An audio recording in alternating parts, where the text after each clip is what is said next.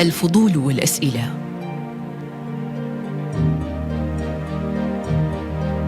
تيار متدفق بلا توقف يجسده العقل البشري. في لحظة أدركنا عمن نكون. نحن طاقات مشتعلة تعتنق البحث والاستكشاف. هنا نبدأ فصلاً جديداً من الإمكانات، نتعلم وننمو معاً.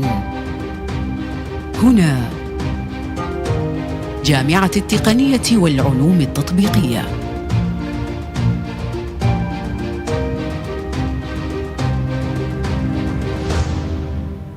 مؤسسة تتيح لمنتسبيها الوحدة والتمكين والتطور واستدامة التعليم بطرق عصرية ومسارات واعدة.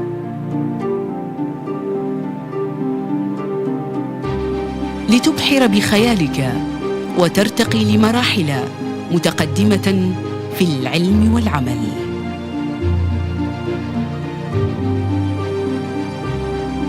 في أرجاء عمان تتوزع فروع جامعة التقنية والعلوم التطبيقية تماشياً مع رؤية عمان 2040 لتلبي احتياجات سوق العمل بتنوع برامجها وتخصصاتها المطروحة.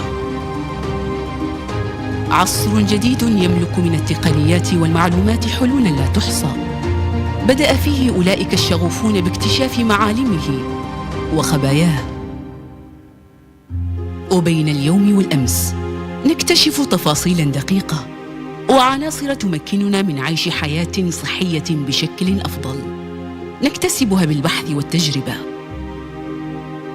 ولنملأ الفراغ لا بد لنا من هندسة تملي وجه الحقيقة. هنا نتعلم ما الذي يحرك العالم وينهض به في وجه الحضارة. أشكالنا تعبر عن حماسنا. هنا نكتسب تشكيل التعبير الثقافي من تراث وهوية المجتمع. الصناعات الإبداعية بتخصصاتها المميزة وسيلة تترجم وترفع من أصواتنا في كل الأنحاء. نواصل مضينا للأمام نحو تيار لا بد له من توجيه يبقيه في الصدارة ويفتح له من الفرص الكثير. كل جيل يتبعه جيل آخر، هرم يتصاعد رتمه لوجه السماء، لنخرج جيلاً برؤية أعمق وأسمى. إن تخطيط المستقبل هو الحل. منذ البدايات فإن جامعة التقنية والعلوم التطبيقية تعمل على بناء جسور التعاون الأكاديمي والعلمي المشترك على المستوى الدولي، فالحوار المشترك نقلة نحو المستقبل.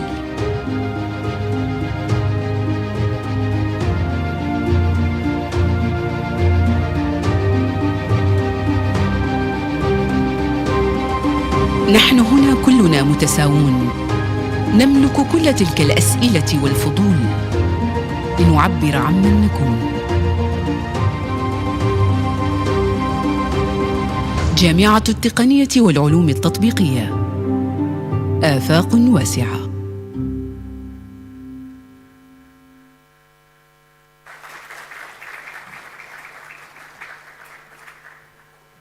Your Excellency Sayyid Saoud bin Hilal Al-Bousaidi, Governor of Muscat, Your Excellency Dr. Saeed bin Hamad Al-Rubai, Vice Chancellor of University of Technology and Applied Sciences, distinguished speakers and esteemed guests, whether you are joining us in person or virtually, welcome and good morning to the first International Conference of Innovative Engineering Sciences and Technological Research right here in the city of Muscat. My name is Hana Al-Khayari, and today it's my pleasure to be your host for this groundbreaking event. Over the next 2 days, we will experience a plethora of sessions led by some of the brightest minds in the engineering field. From sustainable engineering to the latest in AI technologies, our speakers will challenge your perspectives, inspire your work. And remember, this conference isn't just about observing information, it's about engaging with it. So I encourage you to participate actively in the discussions, ask questions, and perhaps most importantly, network with your peers.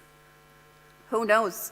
The person sitting next to you might just be your next project partner or the key to solving that challenge you've been wrestling with. Before we hit the day, it is much appreciated if you take a second now to put your mobile phones on silent mode and keep it the same throughout the presentation time. Thank you very much.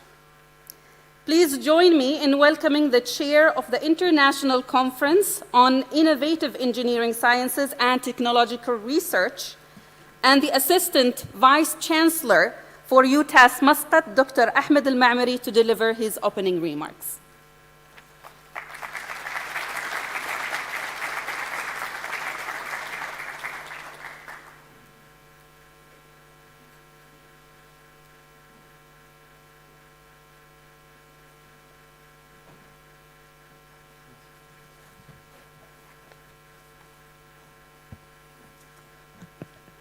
السلام عليكم ورحمة الله تعالى وبركاته. معالي السيد سعود بن هلال البوسعيدي الموقر محافظ مسقط، سعادة الدكتور سعيد بن حمد ربيعي رئيس الجامعة، الحضور الكريم.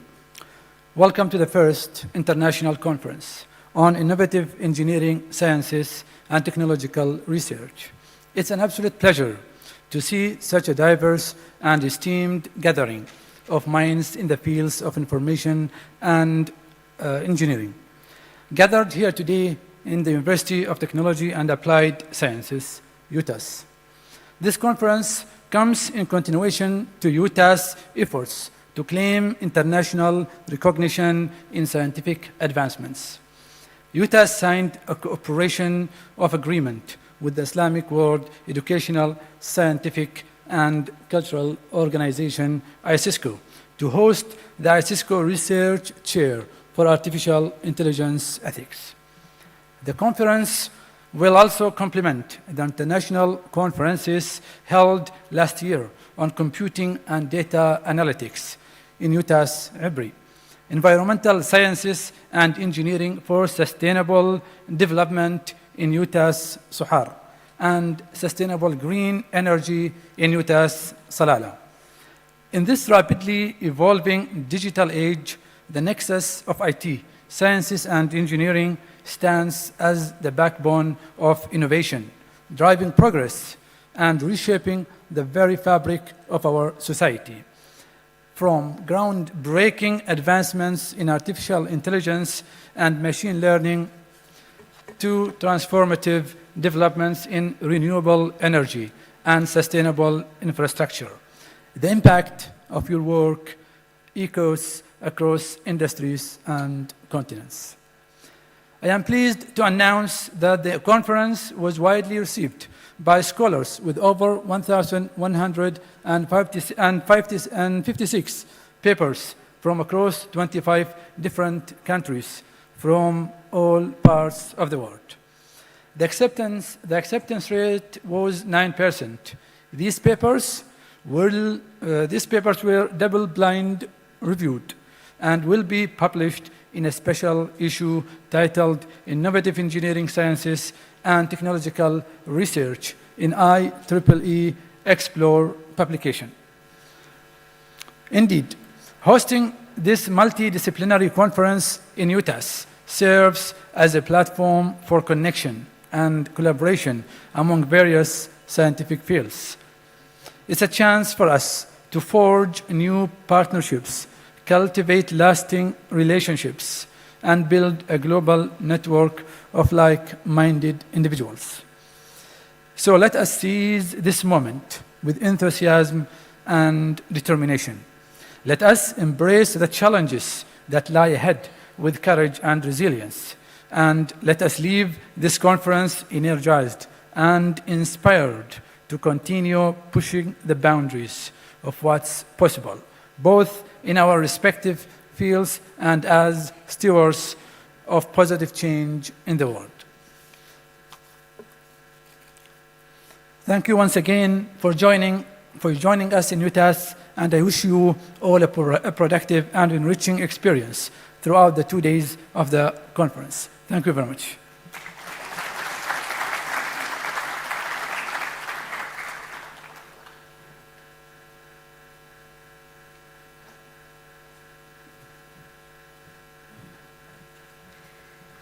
Thank you, Dr. Ahmed, for that opening remarks. And now it is my distinct pleasure to introduce a very respected figure in the field of engineering. He's an associate professor and head of electrical and computer engineering at Sultan Qaboos University. His leadership as chair of the IEEE Oman section highlights the importance of the partnership between UTAS and IEEE for this conference. This collaboration not only leverages his extensive expertise and leadership in technological fields such as AI and embedded systems, but also fosters a platform of innovation and academic exchange. The partnership enriches the conference, providing participants with cutting-edge insights and opportunities for networking, further advancing educational and technological development in the region. Please welcome Dr. Ahmed Al-Mashari.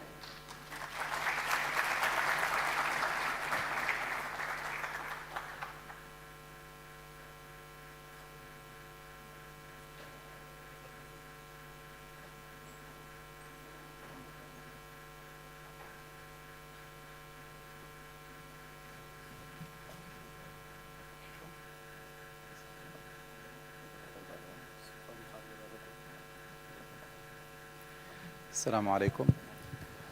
أرجو أن يكون الجميع بخير. سعادة السيد راعي الحفل، سعادة الدكتور رئيس الجامعة، أصحاب السعادة، الحضور الكريم، شكرا. ميكروفونات كثيرة. الحضور الكريم، سعيد جدا أن أكون هنا اليوم. It's really a privilege to be here representing IEEE Oman section. I'm very happy for this cooperation and partnership with UTAS Muscat, which have resulted in this awesome conference. And what I want to do in the few next minutes to talk to you about IEEE Oman. So IEEE, it's an international organization. It stands for Institute for Electrical and Electronic Engineers. It's a worldwide organization, and Oman section is one branch of that organization. So I'll start with this. I'll talk about money. Not really, but I will talk about the person who appears in the $100 banknote. Probably some of you recognize him. It's Benjamin Franklin. Mr. Franklin, he is a well-known figure, a forefather of the United States. He's one of the few people who wrote the Constitution. But my interest in this person, not what he has done for the Constitution, but for his scientific endeavors. More than 270 years ago, Mr. Franklin did a very weird experiment. He tied a kite to a thread, and in that thread he tied a key, and he flew that kite in a stormy day. He was trying to prove that lightning is electricity. As you could see, it's a very dangerous experiment. It could have resulted in killing him and his assistant, but still he did it. This is the spirit of going forward with the courage and audacity. Try to embrace science and technology for the betterment of the humanity.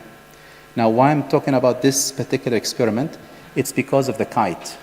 The kite that flew, it's actually the logo of IEEE. It's that spirit of embracing technology and science for the good of humanity. And Oman section also embraces that. IEEE worldwide has more than 470,000 members, close to 500,000, in almost every country in the world.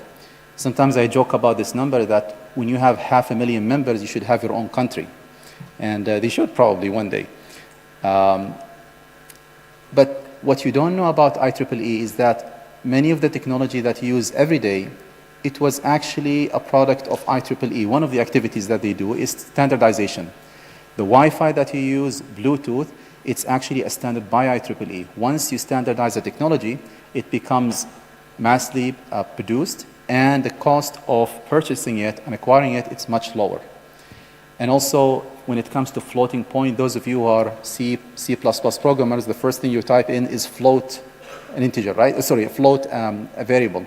Float stands for floating point, and that was also standardized by IEEE. Without standardizing floating point numbers,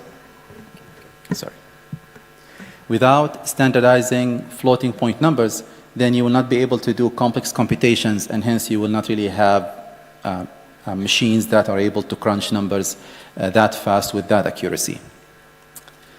Here in Oman, up until 2023, the number of members is close to 500. So we don't deserve a country, but probably we can get a small village for us. It's a small community, relatively speaking, but we really have a complex structure. We have 4 different chapters under the section in power communication, computer, as well as geoscience and remote sensing. We have several affinity groups like women engineering, young professionals, and science for humanity. And also we have 16 student branches in Oman. One of the branches that lately joined us is UTAS Muscat, and I really applaud them for this step. We run so many events and activities throughout the year. I don't really have the time to talk about all of them now. I'm only given 5 to 10 minutes, but I'll talk about 2 events only. And these events are run every year. The first one is the SYP Congress. So it's a conference for the students and young professionals. From the perception of IEEE, young professionals are those engineers who have just graduated. So we run this Congress for the students and young professionals every year, and every time we have it in a different student branch. So in February it was in SKU, last time it was, I believe, in UTAS IBRA, before that it was Musana, and so on and so forth. So every year we go to one branch, and next year, 2025, we haven't really decided where we're going to go next, but if you hear about this event, we would love to see you at it. The other annual event, but it's more technical, and it's for the industry, it's the IEEE Power Talks. Very, very successful event. We run it every year. This year, it will be the 3rd time to run it. It's actually a forum for people who are interested in energy and power sector to come and talk and discuss issues and challenges and how to address them. We have very high-profile speakers, and again, I would love you to see you attending this event in September 2024. Last time, the 2nd edition, we had more than 700 attendees. We're expecting this time that we will have over 1,000 attendees. So I would love to see you among them. Because we are active, we get lots of recognition from IEEE. I'm showing some of the recognition that we have received in the past few years. And that's it for me. Thank you very much. I want to thank the steering committee and the organizing committee and everybody who worked in this conference. Special thanks to Dr. Ahmed Al-Mamari, the chair of the steering committee, for all his efforts. Also, Dr. Badr Al-Shabibi and Dr. Zainab Al-Ansari, amongst others. I know there is a big team behind this, but I just want to give special thanks to these 3 people. Thank you very much. Assalamu alaikum.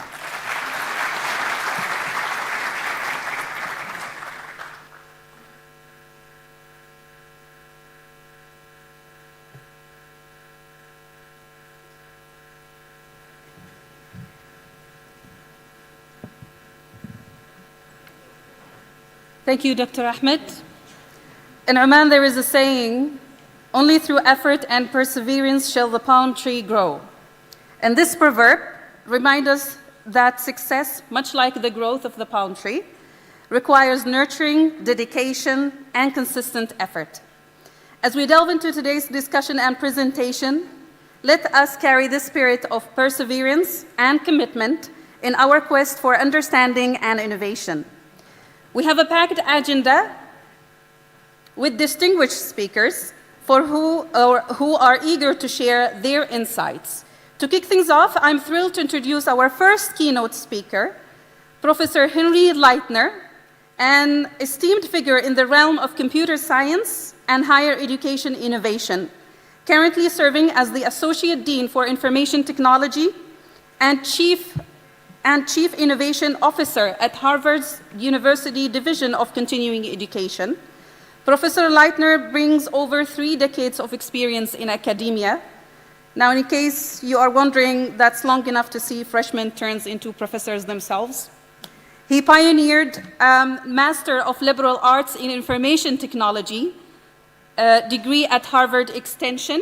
His research now focuses on learning engineering aimed at enhancing educational experiences through evidence-based strategies. Professor Leitner's talk on innovation in online teaching and learning is bound to captivate us all. Let's give a warm welcome to Professor Henry Leitner to the stage.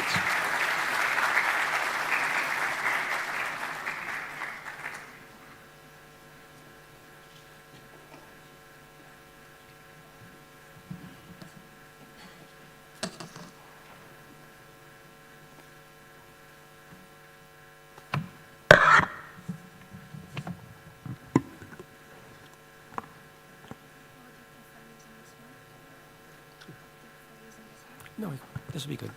Thank you.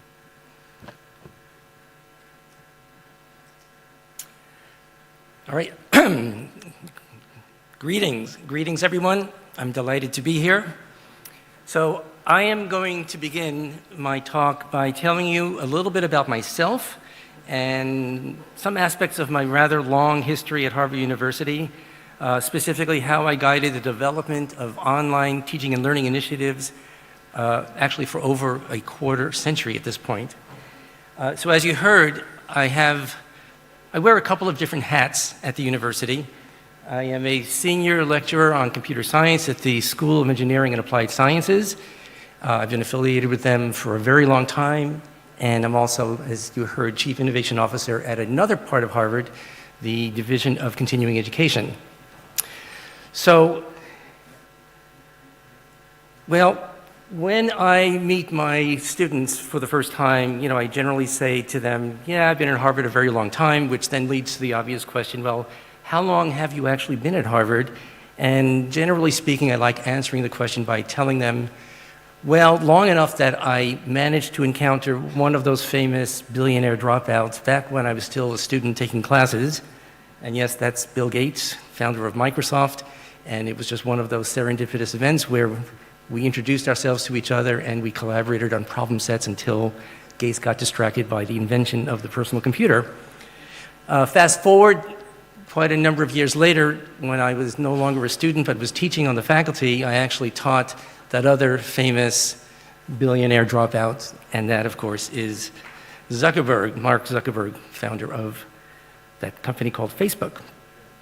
So let me tell you a little bit about the division of continuing education. Harvard in general is arguably the most selective university in the entire world. For those students who are applying to Harvard College, maybe 3% of them are actually admitted. But there's another part of Harvard which is perhaps a little bit less known, but much larger than Harvard College, and in fact much larger than most other parts of the university, and that's the Division of Continuing Education. And as you can see here, it has a mission through an open admissions policy to make Harvard's academic resources, its faculty, its libraries, its museums, available to people of diverse ages and backgrounds from around the world. And as another part of its mission, to experiment and innovate with courses and teaching techniques that enhance the learning of non-traditional students, typically adults who are working full-time or part-time. So the division has been around for quite some time. It actually has one main branch, which is the Harvard Extension School. That was founded back in 1910 by President A. Lawrence Lowell. And in his words, University Extension began as an experiment in what he described as popular education, whereby women and men from the community could receive a college education at night, quote, amid the work of earning their living during the day. And certain features of the school have remained constant over the past 114 years, meaning there is still co-education for individuals of all ages. Many of the classes are offered in the evening after folks are done with their work. Tuition is fairly low compared to the rest of the university, and it offers part-time study for credit or non-credit, including Harvard degrees. I'll tell you a little bit about some of the other parts of the division. So, as I said, Harvard Extension is 113, 114 years old. It's large. It attracts about 18,000 students annually. We offer more than 1,000 courses. Most of them are available online these days. 40 or more professional graduate certificates, an undergraduate degree program, a graduate degree program, and we have about 1,000 people or so that are going to be graduating in 2 weeks from now. There's another part to the division, though. It's the Harvard Summer School. That's even older. It's 151 years old. It attracts 10,000 students a year, has around 300 courses, a large high school program. Courses are varying in length from 2 weeks to 3 weeks to 7 weeks, and a number of the courses can be taken for Harvard College credit. There are two more branches to the division. I'll just tell you about them very quickly.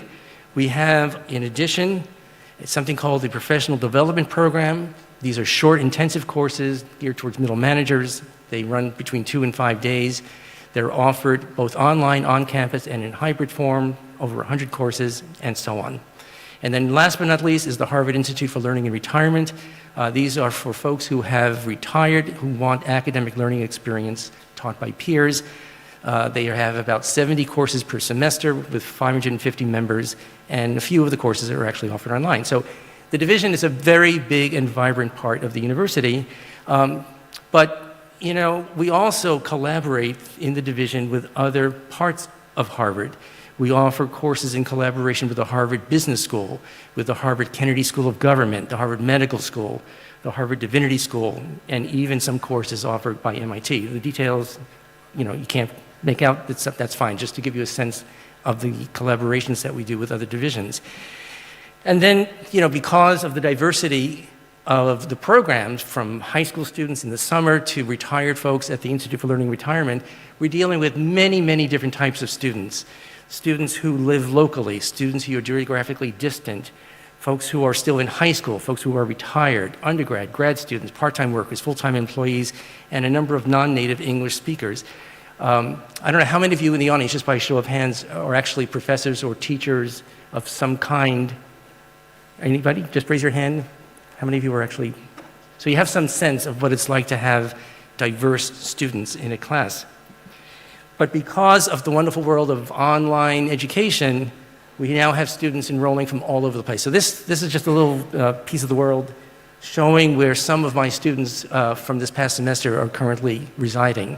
I was teaching a very large course on basically a computer science course focusing on Python programming, and each of those dots represents an individual living in that geographical location, which presents certain challenges, right? Because you're talking about folks in different time zones. So let me just mention a few interesting facts. Largely because of the pandemic, there's been explosive growth in how many courses are being offered to the world online. And you can just see by the chart, if you look at the last few bars, we actually have, you know, 500 more online courses these days than we had just a very, very few years ago. So something profoundly different is happening. But my history in the world of online distance education goes back quite a bit before this. So, oh, sorry, that was the graph I was hoping to show you, where you can see the number of courses being offered online. My history, as I was starting to say, goes way back to 1988. I was involved in an experimental program which was called interactive teleteaching. It was done in partnership with Beijing Normal University in China. And what we did at that time is we linked Beijing to computers in Cambridge using a global telecommunications system that was set up by AT&T. It was an expensive operation, cost $500,000 to do this, but it was an experiment. Some 20 Beijing students took a 5-week interactive course that I taught on expert systems. Students were able to communicate with me while I shared prepared graphics using real-time typing and pointing and annotation, really a predecessor of what we take for granted today. But as I said, it was a very expensive and experimental setup, but that really got me very much interested in the idea of reaching distant audiences in the world of teaching and learning.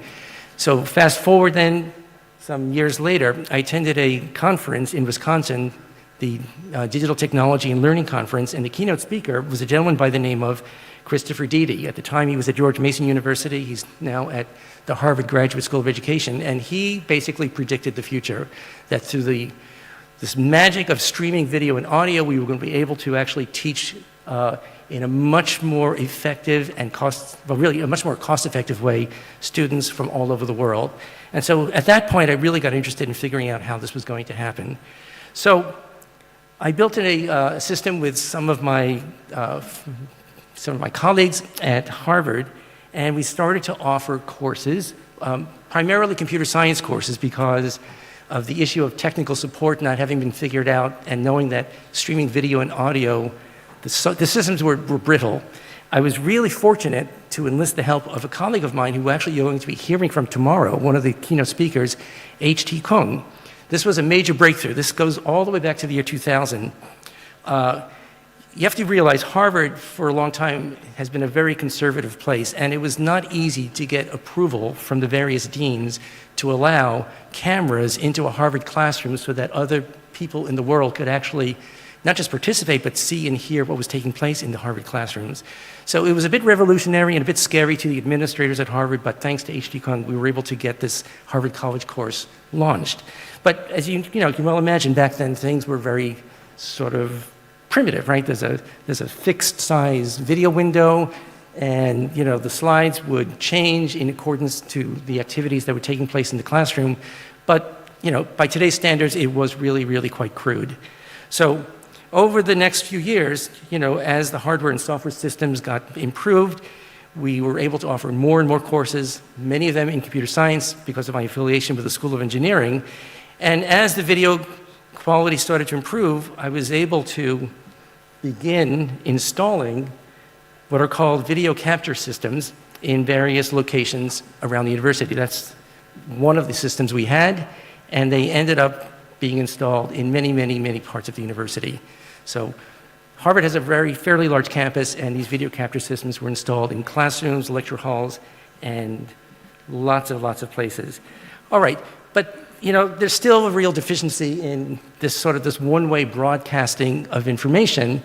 The courses are not interactive, and so just a few years after launching this, we said, we've got to get beyond the wonderful world of talking heads. This is not going to get us where we want to be. And so we first went to a company before Zoom existed.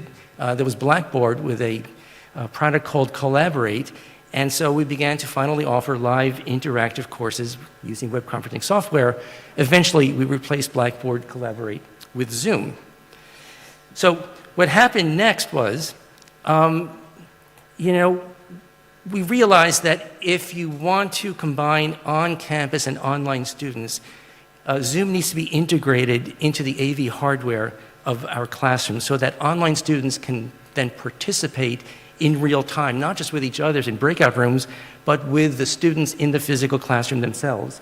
And so we created what we were calling Zoom in the Room. Basically, imagine equipping a classroom in such a way that I can not just see the people sitting in front of me, but I can also see on big screens the online students, and the students in the room can see on screens behind me the online students. And if the room is wired up with microphones and intelligent systems, everybody can see and hear each other in real time and carry on conversations. So that's what we started to do. And gradually, we reached out to a lot of distinguished Harvard faculty members beyond the field of computer science, in the humanities, in the social sciences, and they fell in love with what we were calling our Helix environment, the Harvard Extension Live Interactive Experience. This is our third year using Helix for our extension school courses. And it's been a revolutionary tool for involving our online students. We got feedback from the TAs that it's a totally different experience working with the students in class, and we got feedback from the students that were online that this was really enriched their experience, and they felt a part of class that didn't feel before. The technology that allows me to find the eye line of a particular student I'm talking to while watching all of the rest of the students in the room is very close to being in a class. The opportunities for learning, for discussion, and for debate are dramatically increased by engaging directly, not just with a single student at a time, but with a group of students from the class who can be linked thanks to this technology. All right, let me just stop there. So, in addition to outfitting these classrooms, I was involved in building a number of control rooms, which allowed us to run a lot of interactive events, including something called the Helix Forum Project, where we still run a number of events for Bloomberg Philanthropies and their Harvard City Leadership Initiative. This is run through the Harvard Kennedy School, and these sessions consist of experts from the Harvard Business School, the Harvard Kennedy School, as well as special guests such as former Presidents Obama, Clinton, and Bush, just to name a few, as well as mayors, 350 mayors from around the country, and in other sessions, mayors from faraway places in Africa and South America. This was particularly relevant as they were navigating their way through the worldwide COVID crisis. Okay, but then there's more. We then built ourselves a studio. This is a recent Harvard president, and our systems became more and more powerful and more engaging, so that we ended up with studio quality broadcasts. But we still need to go beyond. So let me tell you about a number of technological and pedagogical innovations as I go through the rest of my talk today. These are, in some cases, works in progress. Some of them are finished products. I'm going to talk about our ability to self-edit lecture videos, to create a study lounge, a portable Helix system, our immersive classroom innovation, artificial intelligence in the teaching of computer science. We actually, with a lot of effort by a former student of mine, now a professor at Harvard, David Malin, we have a virtual tutor available 24/7. I'll show you a little bit of that, and our initial experiments with augmented and virtual reality as well. So, the ability now, we use open source software for capturing, recording, and disseminating our lecture videos. Its name is OpenCast, and we're constantly building on it. It's a wonderful worldwide community of software engineers and innovators. And so we allow faculty to have more control over their content. We allow them to unpublish their videos if for some reason they made an egregious error and don't want students to see it, or edit mistakes that have been made, to add metadata, and so on. So all of that has been made available very recently. But I think what's more compelling While the global pandemic has created the immediate need for blended learning at scale, the innovation team at Harvard DCE has been trying to answer the following questions. How can we offer quality, interactive learning experiences without having to redesign the entire AV infrastructure of a classroom? How can we transform spaces into blended learning environments on a rolling, as-needed basis?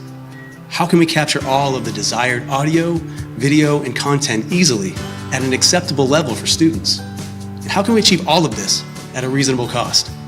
Our answer to these questions is the Helix Portable Blended Classroom, a solution which will allow us to turn any classroom on campus into a blended learning environment at a fraction of the cost of your traditional AV renovation. Much more than a simple Zoom call on a cart, our Helix Portable Blended Classroom is built around the following principles.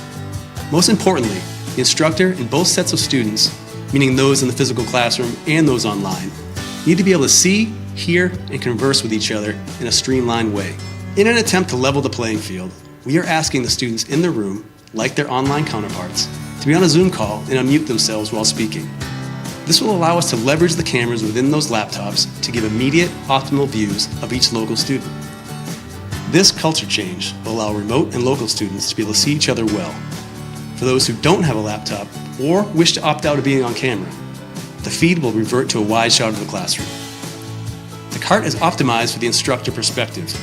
Instructors always see the remote gallery in one monitor, with the active speaker in the local classroom and the active speaker from the online students arranged next to each other in the second monitor, while remote students will get a designated instructor feed, allowing them to see what is happening in the learning space. So again, the big idea is it's very, very expensive to renovate classrooms, especially large classrooms. You're talking about a minimum investment of $50,000 to $100,000 just to equip it with the necessary AV infrastructure and monitors, whereas This cart is on the order of $10,000, and we have a second version of it now which has tracking cameras, so we don't even need to have technical people in the room while the event is taking place. They can set it up within 5 minutes, and then a faculty member can teach using it, again, both the live in-person students and the online students who are, in some cases around the world. All right, what else? Well, if you think about what happens in the world of on-campus versus online students, the students who come to class can meet. They can talk to each other before class or after class in various physical spaces. But what happens to the online students, right? They attend class, and then when class is over, they're all gone. So we've developed something which we call the Gather Study Room. I'll tell you, one of my colleagues who works for me is going to tell you a little bit about it right now.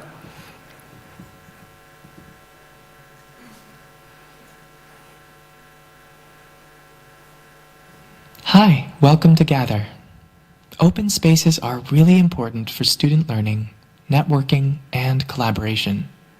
When on-campus students need a space to meet up for study groups, social events, project meetings, or other gatherings, they can go to on-campus study lounges in our student centers, libraries, and academic buildings.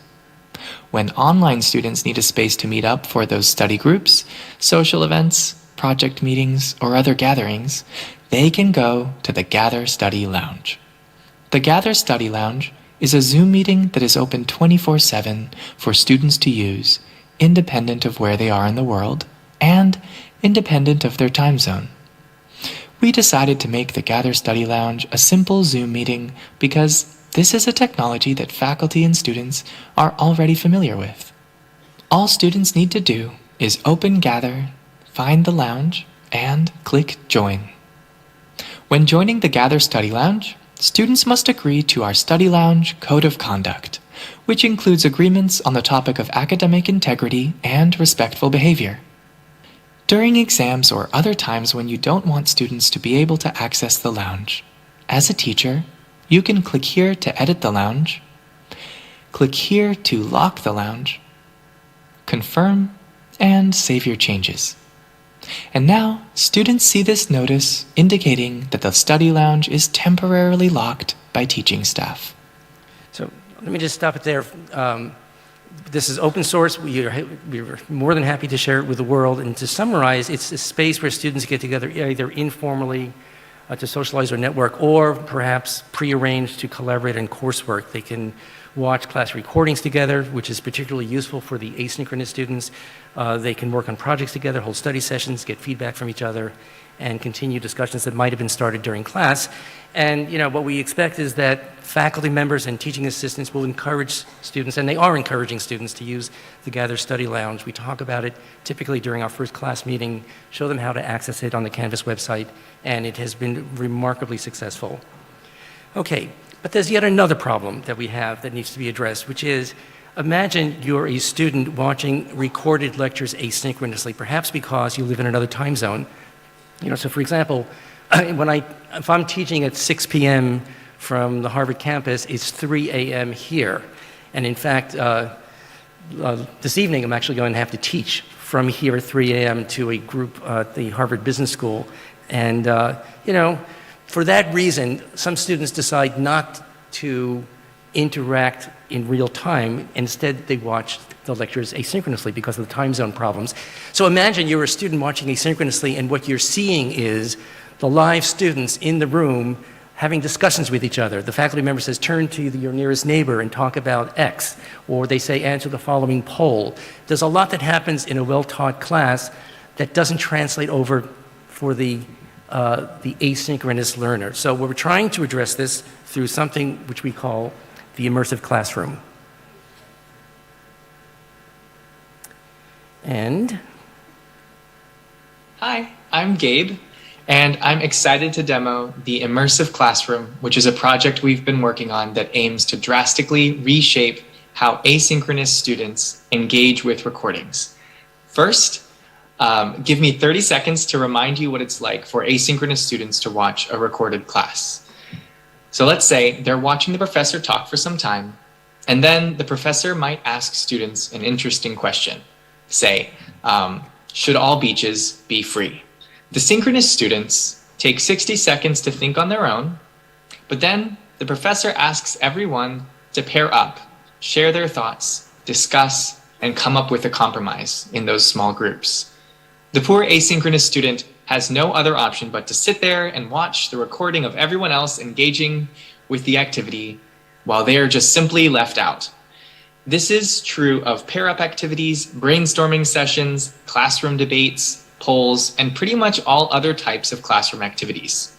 The immersive classroom is here to change all of this. So let me show it to you. At the top of the screen, we have the video player. And at the bottom, we have a button for each type of activity. For example, there's a button for the pair-up activity. All we ask of faculty is that they remind asynchronous students to click the activity button, and the immersive classroom takes care of the rest. So let's see it in action. The asynchronous student is watching the recording and they get to the activity. The professor says, okay, let's start off with a pair-up activity.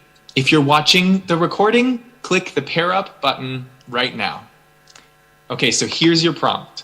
In Hawaii, all beaches are publicly accessible and free, but you can't expect nice bathrooms or a cafe like you can at Massachusetts beaches that seem to cost like $30 per car.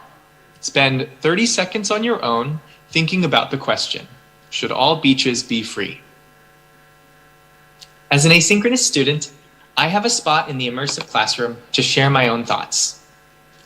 No, beaches need the money so they can keep the native ecosystems clean and healthy for wildlife. And now the professor continues. Okay, our 60 seconds are up. Now pair up with someone next to you, compare your responses, and then come up with a compromise and write it on a sticky note.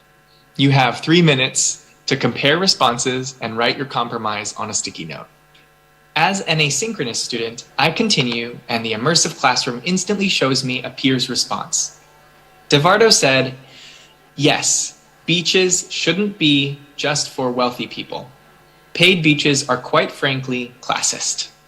Now I get to finish the activity by coming up with a compromise and writing it onto a virtual sticky note. Beaches should be free for low-income people. That way, everyone has access, but wealthier people will contribute so beaches will have money to keep the ecosystem clean. And now the professor continues. Okay, your 3 minutes are up. Now everyone come up and put your stickies on the whiteboard and let's read each other's compromises and then take the time to write a comment below at least 2 other stickies. As an asynchronous student, I jump into the shared stickies area of the immersive classroom and I get to participate in this part of the activity as well. I'll read through some other compromises, upvote compromises I find particularly insightful, and I can leave comments just like this. I love this idea. And that's it. Just give me a moment to summarize. The immersive classroom completely transforms how asynchronous students engage with recordings. Instead of being passive and just watching others participate in activities, asynchronous students share their thoughts, connect with peers, and become actively engaged in the classroom activities. The thing I'm most proud of is that all of this happens with almost no effort from faculty. I'll stop it there. In fact, so as a faculty member, I've been using it, and it is amazing how it engages the asynchronous learner. All right, so as I mentioned, one of the most exciting of the recent innovations I've been involved with involves using generative AI to create a virtual teaching assistant, one that's available 24/7. And as you can see from the list here, it's used for explaining highlighted lines of code, advising students on how to improve their code style, and so on. I'll show you some examples of actual screenshots. This is taken largely from a course named CS50, or its version at the Harvard Extension School, Computer Science E50, as well as from the edX online version, which is open to the entire world, CS50X. It's a gigantic course. It's the Harvard College CS50 is one of the largest courses offered to the undergrads. Through edX, it's had some 5.6 million people enroll over time. As I mentioned, it's taught by a colleague of mine, David Malin, also who happens to be a former student of mine, and he's also offering digital certificates as part of it, which are available through basically a credentials wallet, which I can tell you about some other time. So the system that he uses has this icon of a duck. It's the so-called duck debugger. It's a reference to a story in a book called The Pragmatic Programmer, in which a programmer carries around a little rubber duck and debugs his code by forcing himself to explain it to the duck line by line. There are many other terms that exist for this technique, often involve, using other inanimate objects such as, or even your pet dog or pet cat. In fact, teddy bears are widely used. But let me show you some examples, like how is it that highlighted lines of code can be explained. And by the way, as we go through some of these, I want you to take into account that this system is today getting 20,000 prompts from students at Harvard College, Harvard Extension, and around the world on the edX version. The AI tutor has already answered 5 million inquiries at this point. So here's a very simple example. All right, so there's a piece of code here, and what happens next is you go to this pull-down menu and you go to where it says explain the highlighted code to me in presumably simple English. This coding environment, by the way, is based upon Microsoft Visual Studio. It's running in the Microsoft Azure cloud. So everybody who takes this course has a consistent environment. They don't have to install anything on their laptops. They just have to be able to get a GitHub account and then log in. And so with that highlighted piece of code, it's a very simple piece of code, obviously, the explanation, as you can see, appears over here to the right. Right? It says this code snippet is a simple C program that has a user for their name and then greets them using their name. Let's break down the code step by step by step. Those of you who are even elementary C programmers will recognize that this is a fairly straightforward explanation of what the code is doing. Let's take a look at some other examples, such as advise students on how to improve on their code style. So in this case, we have some code that was written in a way that's, well, among other things, the spacing is done inappropriately. This is not written according to standard rules of style. And so the user asks the duck to improve it, and what happens next is that it explains the changes that were made. Tabs and spaces have been inserted in order to make the code more readable. Fairly straightforward, but things get a lot better when you ask the duck to answer questions that are asked online. So this system has been trained with a large language model that is not going to directly provide a solution to code. In other words, you can't go in there and say, I have to write a program that does blah, blah, blah, blah, blah. Please, produce the code for me. No, what it does instead is it gives you advice. You ask the duck, what exactly is meant by Flask?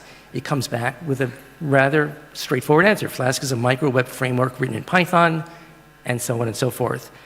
You could ask a question about the current problem set that you're working on, the Caesar cipher problem. I would like to pass only one argument to the main function. However, I get an interesting error when I try this. This is the error message. If I follow the lecture and I add 2 variables, it runs. Please help me understand what's going on. And the duck comes back with a very cogent explanation. And we have teaching fellows looking at the answers that are being supplied through OpenAI. So you notice up here it says that this is an endorsed answer, meaning that not too much of an answer was given away by the duck, and also that there's no hallucinations going on here. This actually is an accurate, correct response to what the user is asking. So somebody replies, thank you, weirdly informative robot. Finding bugs in code through a TA-like rhetorical set of questions, I think, is also one of the most exciting features of this project. So here's the debugger, and somebody says, my code is not working. This is a little Python program. Those of you in the room who have even elementary knowledge of Python, take a look at this. And let's suppose that, hypothetically, the user types 1 as the value of x, and types 2 as the value for y. What's this program going to output? It's not going to produce an error message. It's not going to produce the answer 3. It's going to produce, anybody? Simple program here. What will print out if the user inputs the value 1 and the value 2? 12, that's right, it outputs 12. So for an elementary student, that seems weird. Why, how could the sum of 1 plus 2 be 12? Obviously it can't, and here's the explanation. It seems like you're trying to add 2 integers, but the input function in Python, this is the correct response, is giving you back a string, and so when you try to add x and y, you're actually concatenating those 2 strings together, which is why you got the answer 12. What you really need to do is, of course, convert using the int function. And this, of course, then sets the user on his or her merry way. So there's a lot more to this. We are able to actually assess the design of programs, provide qualitative feedback. We can provide code to this duck and say, could you tighten it up? Could you improve on it? And it does a really, really great job of that. If you're having trouble with a particular command, it will help. The last thing I wanted to talk about is beyond the AI duck, we are starting finally to do some real experimentation with virtual and augmented reality. So this past fall term, the course designer and innovation teams led a really interesting pilot in virtual reality through what we call the Teach Partnership Program. We worked with a company called Victory XR, and they designed a digital twin of a part of the Harvard campus that was used for field trips and interactive class meetings in the metaverse. And so I'll show you a little bit of what that looks like. And so that's sort of a replica of a space on the Harvard campus called Sanders Theater. And students met in this space, and they were distributed all over the world. So they met in real time, and just by going like this to your left or right, they were actually conversing with students in some cases that were hundreds or thousands of miles away, even though it seemed like they were standing nearby them, or in some cases sitting right next to them. And so in this pilot, we're asking students to comment on the effectiveness of this virtual reality way of learning. And as a participant in this experiment, what occurred to me is that even though the quality looks pretty rough, and it's not just that they provided me with a lovely avatar. What I found that most compelling about this is that it's totally immersive, right? Once you're wearing the goggles, you're not able to, I'm sorry to say, as some of us do, multitask, and like we tend to do during a Zoom meeting when we're bored. You have to be involved, right? You can't even look at your wristwatch to see what time it is, because you are completely absorbed by the virtual reality of the way the goggles sort of suck you into this. So I'm very hopeful that this experiment is going to lead to further experimentation. We may be a ways off because of the expense of the hardware and software, but I think this is going to be the start of a real major breakthrough in the way we teach distant learners. Ah, man, I really miss being on campus. Really miss being in Maxwell's work in G115. If only there was a way to get back there to that wonderful C's classroom. Whoa! Here we are. Hey, guys. Christian, welcome. Hey, good to see you guys. Have you guys been here the whole time? Yeah, we've been waiting for you. Oh, that's wonderful. Well, this is really good to see you. Well, so this is the Helix virtual room here, looks like. Yes, there's our lower third that says so. So, all right. Well, this is awesome, guys. Let's take a class together. All right. And with that, I thank you.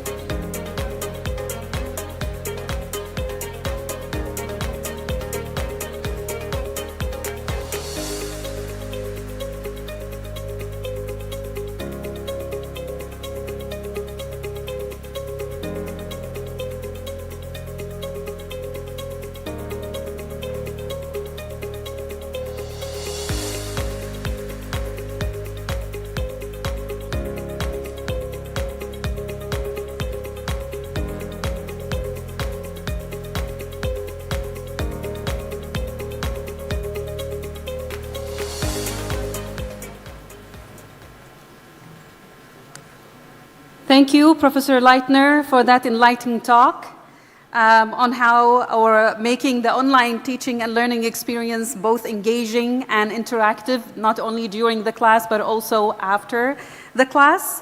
And now we have a compelling session that addresses a vital issue facing our region, titled Digital Transformation Challenges and Opportunities in Oman. This panel will explore the dynamic landscape of digital technology, discussing both the hurdles we face and the potential it holds for our future. Please welcome our panelists. First, we have Dr. Abdullah Darwish Al-Bulushi. He is the Ericsson Oman president, and he brings over 27 years of experience in the ICT industry. He holds executive positions in technology sector at Fortune 500 telecom companies. It's our also pleasure to introduce Mr. Ibrahim Talib Al-Wardi, an Assistant General Manager for Digital Transformation and Sectors Empowerment at the Ministry of Transport, Communication and Information Technology. Mr. Ibrahim is currently managing the execution team for the National Government Digital Transformation Program. It is also our pleasure to introduce Mr. Mustafa Muhammad Al-Hinai. He serves as the Group CEO of the National Energy Center, and he holds the position of the chairman at Solar Wadi. Mr. Mustafa held the role of Group CEO at Oman Aviation Group and established Temkeen Investment. This discussion is moderated by Professor Huda Al-Khuzaimi. She is an assistant professor in the Department of Engineering at New York University, Abu Dhabi. She is currently the co-chair for the World Economic Forum's Global Cybersecurity Future Council. She is the director and founder of Emirates Sec at NYU, Abu Dhabi. Professor Huda Al-Khuzaimi also serves as the director and founding member of the New York University Abu Dhabi Center of Cybersecurity. Let's give a round of applause to our panelists and the moderator.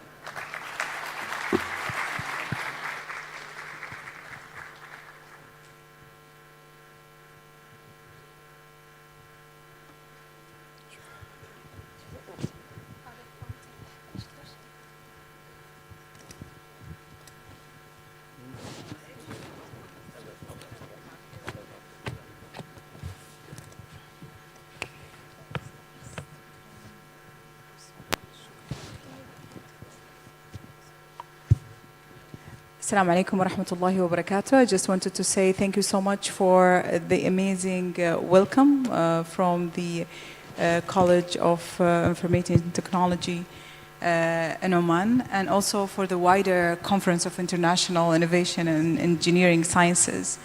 I'd like to start by saying that digital transformation is such a critical conversation point today, and such a pivotal economic pillar that has been established globally to increase the global GDP by at least 30 to 40%.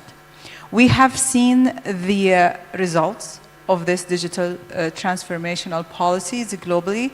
And Africa, for example, it has been pushing the global African markets to increase productivity by 40%. In Oman, it is being projected that the national digital economy program that has been developed in 2021 would be contributing to by at least 20% to the local GDP by 2040. So we are in a global race to build the infrastructure for that digital transformation. And we started globally seeing this kind of critical race of building quantum computing platforms, building quantum computing, for example, industries, IoT platforms, AI, the AI stack. I will not start by saying just the computing infrastructure, but also the acceleration hardware that we're seeing both industries and governments globally leapfrogging into providing kind of, I would say, a stake into developing these industries. And the, I would say, narrative extends to other critical industries globally. Now, in the context of Oman, I would like to start with you, Mr. Mustafa Al-Hanai, and I want to ask, how can digital transformation be leveraged to diversify the global economy in general, but Oman particularly, beyond just oil dependency? Thank you very much, Doctor, and it's a great pleasure to be here today with in such respected university and also participants from across the world. I trust with Oman national agenda in setting up key measures on digital transformation. Oman had a very great journey from establishing a department under Ministry of Economy, then Center of Information.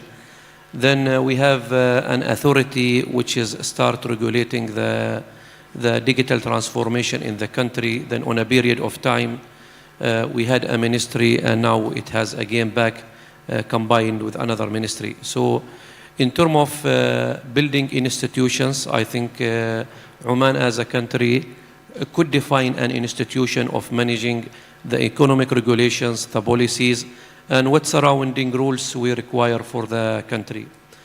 From other part, I trust through different diversification programs, Oman could establish a very robust know-how. What does it mean, digital transformation? Why we need it? What is the applied sector of it? And today we could see a good result of that one in number of sectors. And I trust Brother Ibrahim, he would share more information on that one, since this comes as a custodian department of the Ministry of Transport and Information Technology. But the key diversification we would like today to see in the digital transformation agenda of Oman, science, technology, and innovation, which is the STI, cannot be segregated from each other one. Looking at the factor of the healthcare sector, there is lots of science element which can be a great opportunity if we use the right technology and we use our innovative people on it. Oman as a country, which is the tourism sector, it's one of its top agenda, and it's part of its economic diversification. Again, we cannot say it's a tourism, but it does not have a science. Tourism has its own science from geographical perspectives, from other elements. Looking as well for the education sector itself, what we have seen recently by the professor on Harvard journey on evolving the education sector and where they have reached. I trust this is it's a very good lesson to learn what we should do in Oman itself. So by conclusion, I trust we cannot segregate ourselves from the global economy of transforming our sectors. I trust the country already, they have a very good roadmap in establishing an ecosystem. Yes, let me to say a fact, we are slow. We need to expedite or accelerate the agenda because we cannot miss opportunities in our pipeline. This is my view to it. A great perspective on not to miss the opportunity, and this, I think, adds to the pressure. I serve as with the capacity of being the Associate Vice Provost for Research, Translation, and Innovation, and for us, we are always being pushed to be inclusive and look at the wider landscape of opportunities. For you, Mr. Ibrahim Al-Wardi, how do you manage to make sure that Oman strategy on digital transformation stays inclusive, to look at different diversification economic value propositions, and what are the regulatory framework that are you pushing for? First, thank you for these opportunities, and pleasure to be also to be presenting in this events. Oman digital transformation, as Engineer Mustafa said, it's not new. Oman has a big ambition towards the digital transformation. We started ahead of time since 2003 when we established the EU-Oman strategy, digital transformation strategy at that time. And we established also the proper framework by having an organization who's taking care of supervising the implementation. Recently, we launched our digital economy, or national digital economy program, as you mentioned, Professor, and this is one of the top leader commitment towards digital transformation. And by establishing that program, we had a proper governance, which contain supervisory also committees to look after the implementation and to ensure the implementation is moving based on the targets that we put for Oman. Digital economy program has a big ambition initiatives, and as well also we have national goals which targeting all main sectors to enable them with the latest technologies, and to ensure that also establishing the program itself to ensure whatever new technology that can benefits for the new or the main sectors like tourism, commerce, trades, education, and health. So we have sitting in a proper governance and framework to ensure the program is moving based on the time frame that design, and also to ensure the collaboration between the whole sectaria's design as stakeholders. And as well also we have monitoring tools monitored by the cabinets ministers to ensure also we are achieving the target that we established. Oman 2040 also make a very clear direction for digital transformation and consider it as one of the main enablers for the Vision 2040 to ensure we are moving towards and utilizing and benefiting from the ICT and enhancing the infrastructure, so ensure we are aligning with the future. Great reflections, and I think you talked very efficiently about the importance of having collaborators and stakeholders being brought into the map. So Dr. Abdullah Al-Blushi, I want to ask you about the role of the private sector here and the role of public-private partnerships. How can we build a strategy that can maybe bring in foreign direct investments into digital transformation in-home built strategies like the ones we are seeing in Oman? Thank you, Prof. Huda. I think first of all we need really to go with the KPIs which Ibrahim he was talking about. We need a major transformation for sure, and the major transformation means simplicity in our processes. We need to be more efficient. We need to be more productive. Yeah. With that, then we can really attract the investment, the foreign investments. We need really also, I mean, as you said, how really to make ourselves ready for the big jump. I mean, those jumps. I'm sure that it will really involve the big data. It will involve the AI. It will involve machine learnings. Those we need really to be ready with. And of course, I mean, those initiatives, I'm sure that it has been already, those initiatives already has been taken in the government level. We need that the partnership between private and public really to be more practical, easing up the processes. Maybe we need really to implement some AI methodologies in the government level.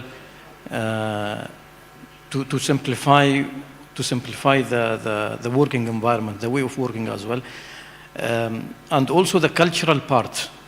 Okay, the cultural part is very important and very critical in the government level, yeah, because the private sector, they expect from the government to cope up with the speed, with the flexibility the private sector is expecting from the public sector, because the public sector basically they are the responsible parties of policy making, regulators.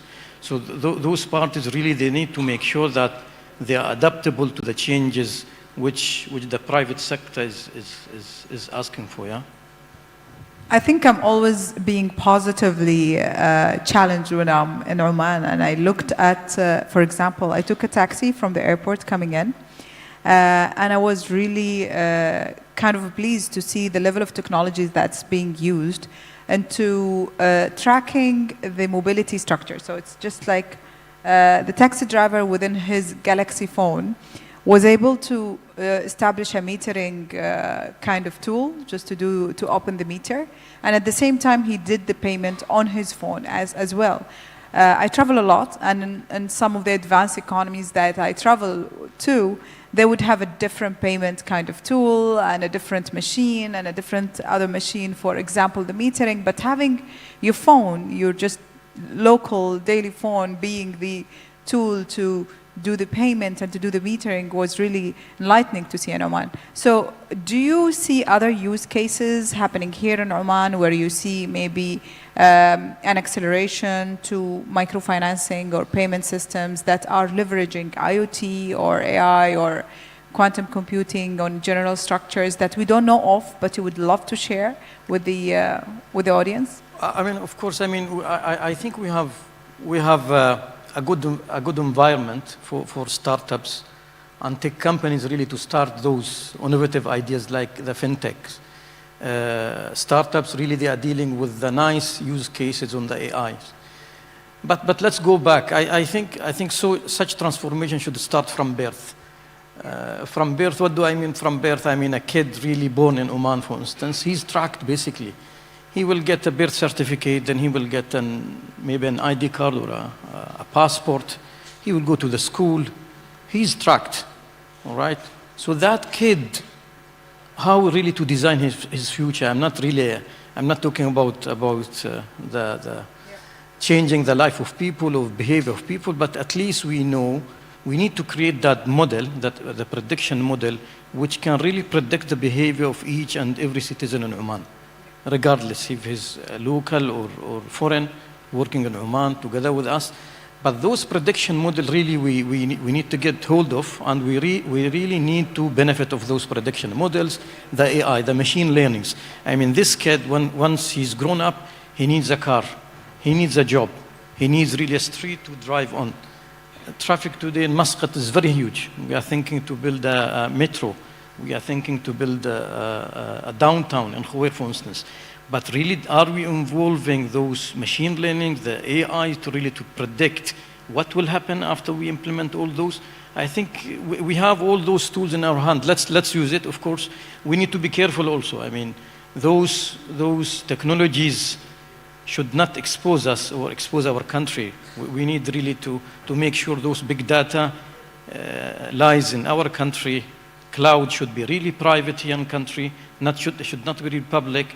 We need really to make sure that we are putting an R&D center in Oman with Omani youth, and I think the government, they are working to this direction. But as Sheikh Mustafa said that let's expedite that process. We feel from the private sector we are not really up to the limit, up to the speed. Let me put it in this way. I'm not really criticizing negatively, but this is the expectation for the private sector. Yeah. And I'm going to be looking forward to see these new unicorns coming from Oman. I mean, we've seen some coming from Saudi Arabia, TAPI, for example, the microfinancing payment system that is taking the world by storm. We've seen other as well, supply chain companies as well growing up from this part of the world. Kareem and Souq and Souq.com and others, and hopefully from Oman we'll see other very positive examples. But you throw the glove to Mr. Mustafa Al-Hanai and you asked him about R&D. So let's talk a little bit about the investments that are being channeled to the R&D, I would say, platforms in Oman, and how focused are we into building this kind of necessary workforce that we need for digital transformation? I trust with the agenda of R&D, this is nothing to hide, or we should not shy about it. If you look at our GDP and the investment from the GDP into R&D, really it's a very shy budget. And if we're really looking to venture the future and look at what the great opportunities we can build in the pipeline, this cannot happen just only by transferring a technology from outside the border, reside it in Oman, then try to build a processing line, then manufacture it or build a surfaces. I think today R&D is very crucial, and R&D's importance when it become associated with universities, that is something which I would love to see. We must promote.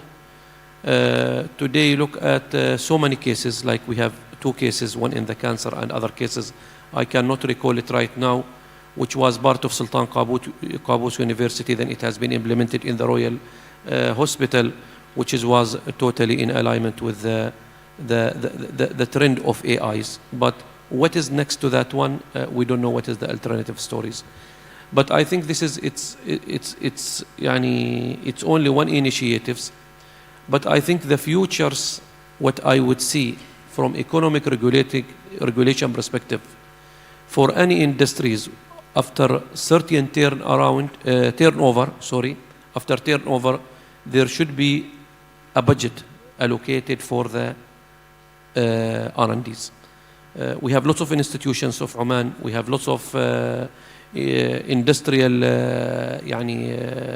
estates and lots of factories under them, but we could not see or recognize their contribution towards the R&D.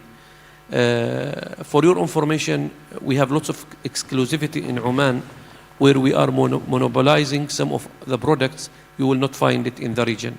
But how much of this R&D how much of scale we could have it through R&D? Unfortunately, it's the minimal.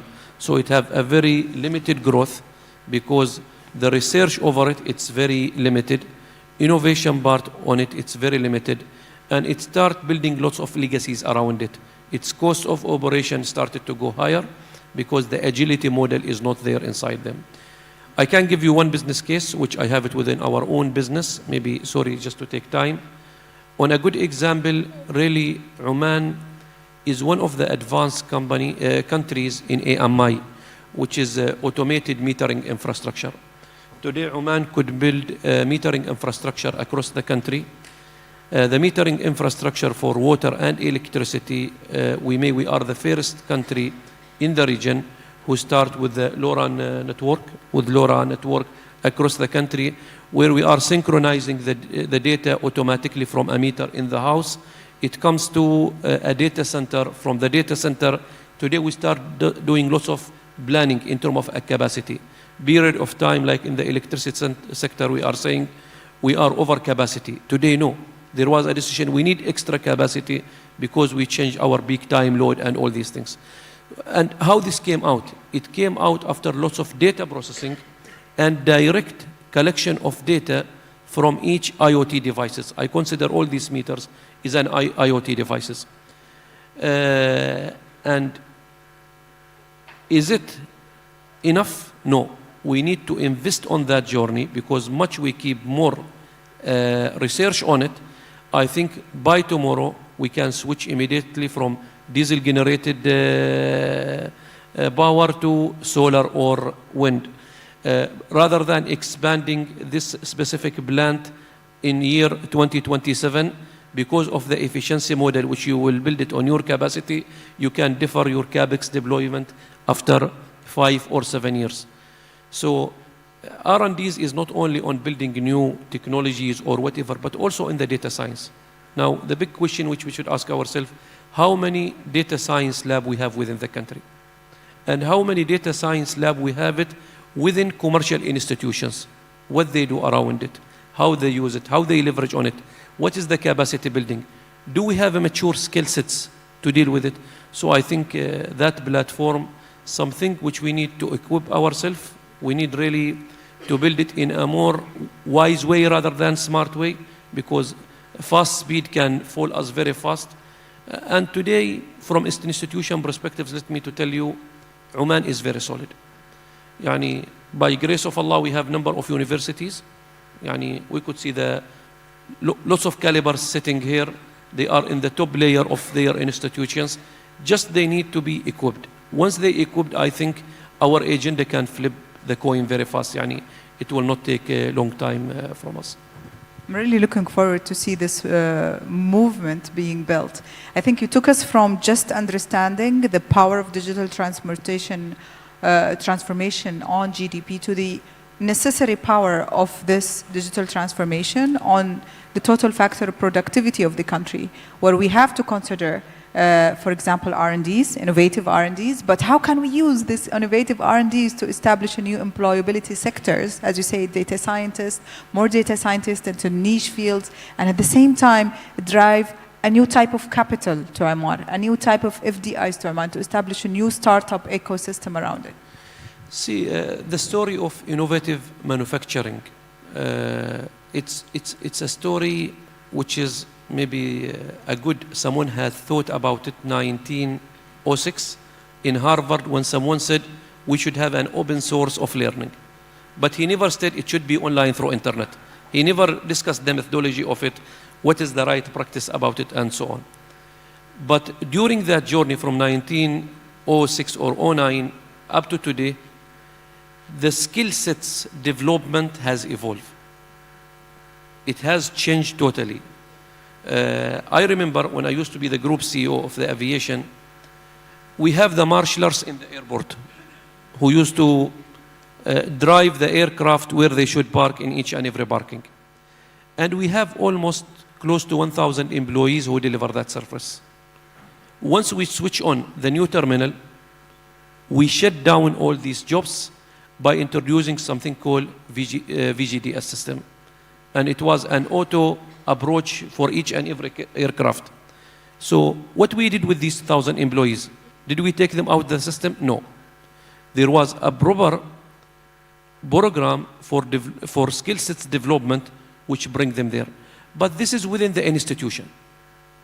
This is, it's a treatment of an issue.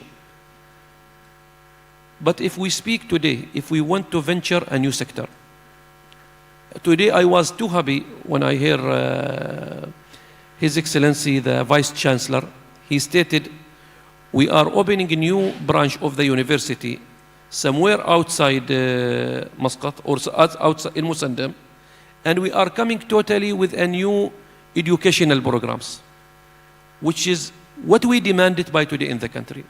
Today, how many of us goes to the bank branch?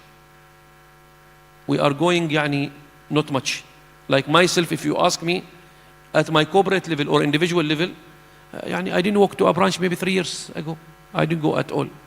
All the transactions is happening through online. Now, not only online, fintech is playing a big role. I pay all my utilities bill through Thawani. Thawani is a fintech program here. So, but what makes Thawani available today? The skill set development which has been developed within Thawani from developers, from data scientists, from financial analysts, it has been developed. But how it's been developed? Is it being developed within institution? Within educational institution? Unfortunately, no. It has been developed out that system. Someone need to invest more on them, then bring them back to the institution. So the capital spending over building each and every skill sets has to be minimized. It has to start from school level. It has to be mature at the university level, and everyone should be ready to the market. So once he go and sit on a seat as a network engineer under Ericsson, okay, or enterprise architect under one of their major solution, should be at least 30 to 50% ready to do. But today, unfortunately, what I could see from my experience, for him to do is 2%. You have to develop him for 2 years or 3 years to build that sort of ability to go to the market. Skill sets development, R&Ds, it's an ecosystem. We should not segregate one from each other. I think this is an orchestration. It's like an opera house.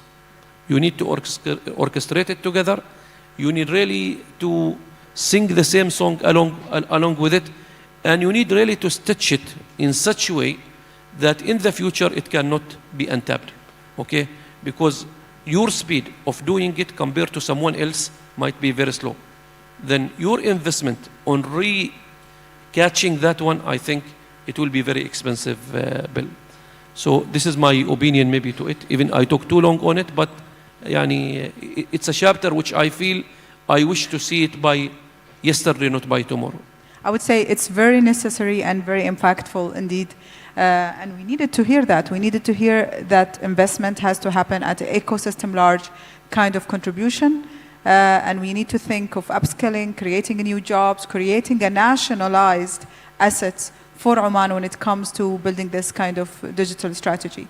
My question to all of you, if I asked you to provide a 10 seconds to 20 seconds kind of reflection on the challenges and opportunities that we should focus on when we are considering the digital transformation kind of strategy of Oman in the next 20 years. So we'll start with you, Dr. Abdullah. What would be the challenges that you would be very interested to tackle and the opportunities that you look forward to when you're discussing the digital strategy, transformational strategy? I think from my perspective, the challenge is really the integration of those big data. I mean, each and every government institution having their own big data, I'm sure, yeah?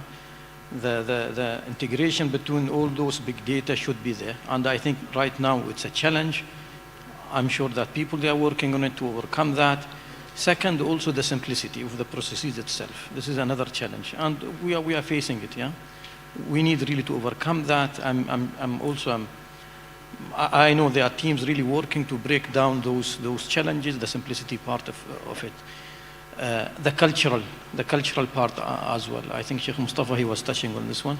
The cultural part, how really we need really to it's not only the transformation or digitization, it's the cultural itself. We need really to be adaptable to the changes. The resistance also as well, because any new technology you bring to the market or to any community, it will be resisted immediately because people, they will feel they are threatened. Their job is threatened, their life is threatened, you know, and this is it's a normal behavior. Wherever we introduce a new technology, people, they feel that, okay, since it's a repetitive job, then I'm sure any machine learning or AI can do it. Then my job is at risk. So he will feel really threatened. So he will not really change. So those are the challenges. Opportunities, I think we have a great opportunity with all the youth we have here in this auditorium. I mean, all of them, I can consider them a startup. Because for sure, each and every single guy here having an idea. Those ideas will be sorting out a challenge or an issue in this country. Because we need really to think how to sort out a challenge or an issue. Once we think how to sort it out, it's an idea by itself and a startup, then it's a company. So I'm sure we need really also to create that culture on people's mind that they can't really invest on themselves by learning. I mean, the professor, he was really promoting the Harvard online learning. It's a good one. It's a good marketing piece. I like it. So with that, people really can learn by themselves. They should not really depend on a lecturer and a class. No. They need really, beside whatever specialization today they are trying to get a certificate for that, in parallel, they need to learn something good for them, which is maybe he's not capable, or I mean the institution not capable really to do it for him, but in parallel, they need to do that. Again, it is our destiny, it's in our hand. We depend on the next generation really to do it, and I'm sure we should not really, the youth here should not really think that the government should create an employment opportunity. I mean, by themselves, they can create an employment opportunity for them by establishing their own thoughts and companies, yes? Lovely. So it's a wide understanding of the intricacies that should exist in between synchronizing big data in between big entities, as well as the startup call we throw in the room to make sure that we add that kind of value to the ecosystem. Mr. Ibrahim Al-Wardi, what's your reflection on the challenges and opportunities? Digital transformation for us, we always consider it's not about technologies. We have technologies available, but how to utilize it. We have one of the major challenges is the data quality. So I'm talking about the government, the public sectors. We have lack of data, or data quality. We really need to consider how we really can look at our data. We classify our data, make our data available, make our data clean, so we can utilize the new trends of technologies like big data, IoT, and AI, and so on. Second thing, change management. We really need to make change management in public sector, especially to ensure that we are adapting digital transformation. Probably, we always consider digital transformation. Still, as for now, we tackle it as an IT. It's a technologies. But we're always saying that digital transformation is about people, it's about data, it's about process, and then technology come at the end. We have big challenges when it comes to mindset. People are not accepting to do changes, especially when it comes to simplify process. Dr. Abdullah talked about processes a lot of time. Process simplification is the main fundamental step to ensure you have a proper, seamless transformation. And third, integration. We cannot deliver digital transformation, especially when we talk about services, digital services, unless we have a proper end-to-end integration. Otherwise, we cannot deliver an excellent services, completed cycle to the end user. We are losing user experience because of we have a cut of processes from step to others. We really need to have a proper integration happening between especially for the shared services from entities to others. We have a lot of opportunities, especially at this stage. We have good leader support. We really need to utilize that. Most of their excellencies, they are supporting the digital transformation in the organization. We need to benefit from this. We have also support financially, and the government also taking in consideration the importance of digital transformation. They are seriously pushing towards to make digital transformation real and also an acceleration mode. I think we need to benefit from these opportunities. So the right mindset and the right spirit and culture to build the whole value chain integration for this strategy. I'm going to change the question a little bit for you, Mr. Mustafa, and say, with understanding challenges and opportunities, what are the leadership styles that are necessary today? Building on my colleagues' statements on change management and the attitude of accepting the new changes, what sort of transformation we require, I think initially we need to increase the dose of the momentum, how this agenda should be accelerated. And this cannot happen until you have the right leadership style across all organizations. So the initial belief should come from the leadership of the organization. Is he passive on his agenda to deliver, or he's an active person of delivering this agenda? With due respect, even if the budget is available, tools is available, but if there is no active component within the organization, try to drive and to accelerate, it's a failure story. Second part, which is on a leadership characteristics, you need to embrace the journey, okay, by venturing ideas. And those ideas cannot come until you have an aspiration. A country has to be an aspiration for economical sustainability. What is the aspiration in each and every, for example, governmental department or governmental companies? They want to achieve on that specific day. I don't want to see the future. I want to see in that specific day and how much of this agenda has been achieved and delivered. So I think that sort of practice will ensure our aspirations becoming executable. Something you can see it real. So disruptions, it's a characteristic of leadership. We cannot accept going with the same current restrictions on policies, procedures, but I think there is a two-way of doing it. Rather than tolerate, try to penetrate directly. So penetration strategy, it must, in flipping the organizations, And again, I would say we require very much an active leadership rather than an passive leadership in driving any of these agendas. Then the change will click and will happen immediately. So for me, this is like sometimes it has to go with the chemotherapy way rather than, just making it a long treatment, okay, or a short treatment. It has to go really very fast if you would see a comprehensive result. But if you would see an independent result, the passive way will be as a good model in achieving it. Very valuable indeed. Thank you so much, Mr. Mustafa Al-Hanai, Mr. Ibrahim Al-Wardi, and Dr. Abdullah Al-Bulushi for your very insightful conversation today. And hopefully we left the room with a positive note. Thank you so much for your time. My apologies for the bit of delay. Enjoy the rest of the program. Thank you so much. Thank you. Shukran.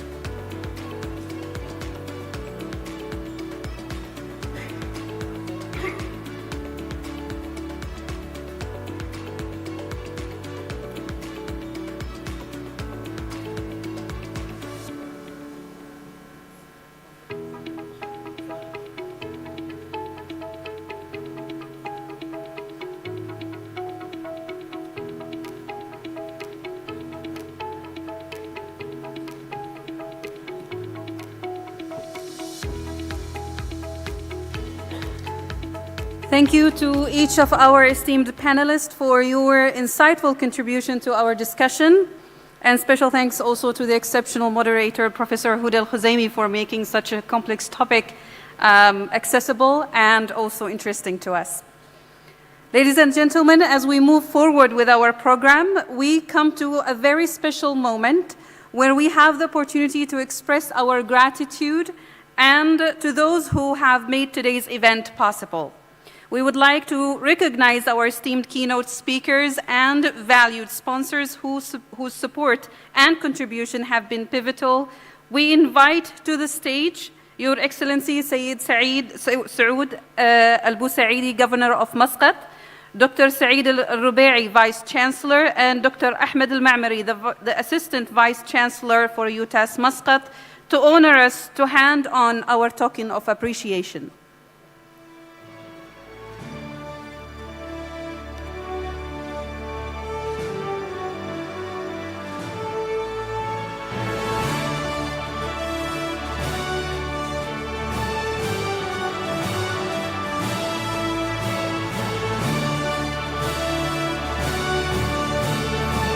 First, we would like to honor our esteemed keynote speakers.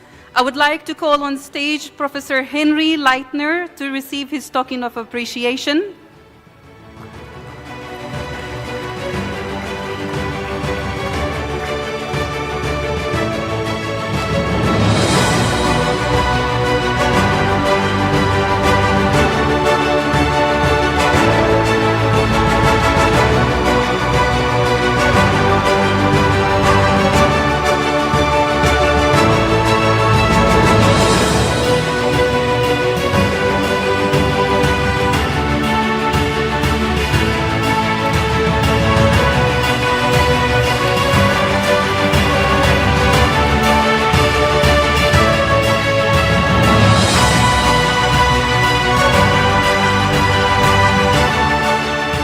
Professor H.T. Kung.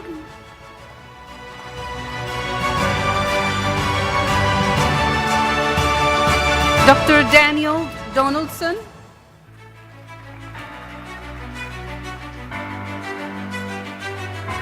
Professor Mohammed Jamal al-Din.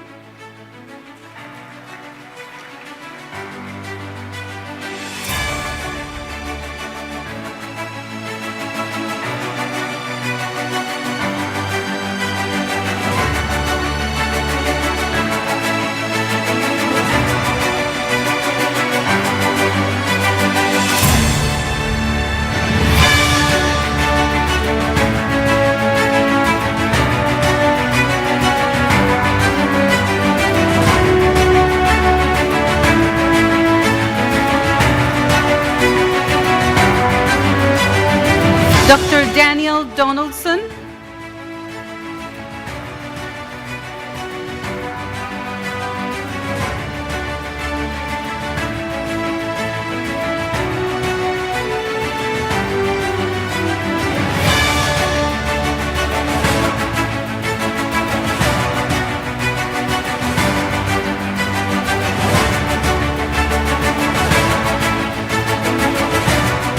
Professor Mohammed Abidu.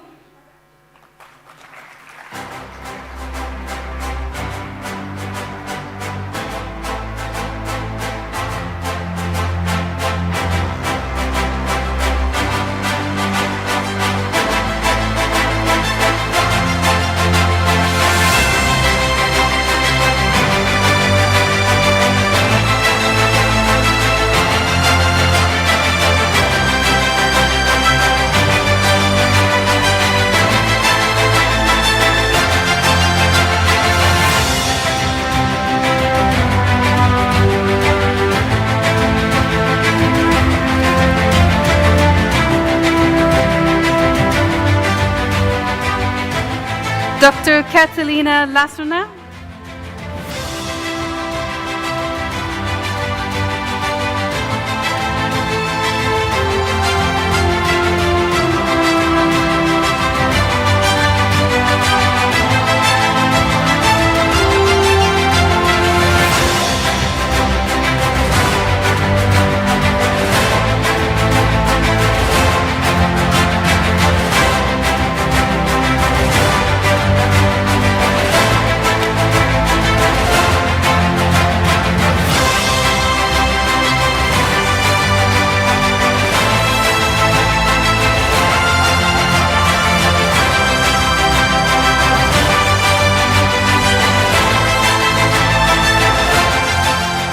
We would like also to recognize our special session speakers. I would like to call upon Dr. Ghulam Mustafa to receive his token of appreciation.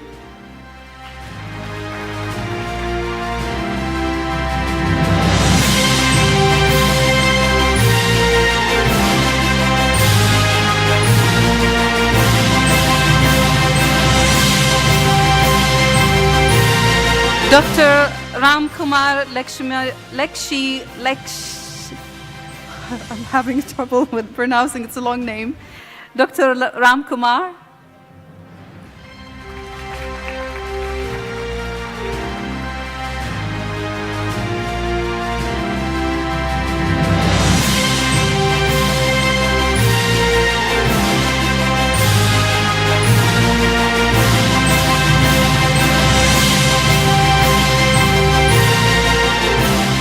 Mr. Mus'ab Al-Rawi.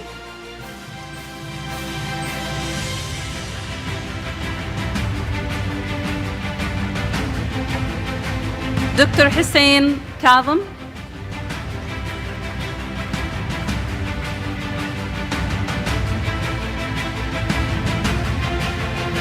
And Dr. Ahmed Al-Mashari, the IEEE Oman Section Chair.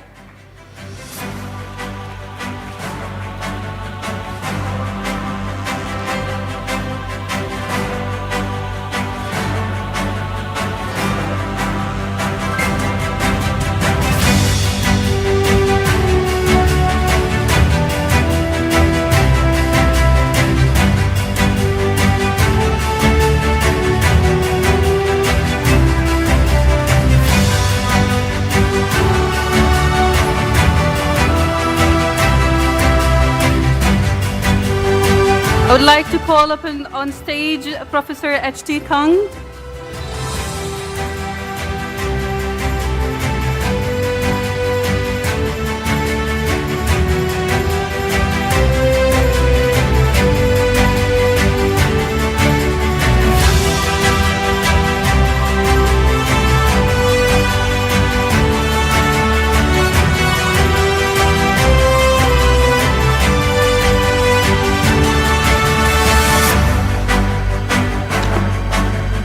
On behalf of the conference team, I extend our heartfelt thanks to the distinguished panelist and moderator, Mr. Mustafa Al-Hinay.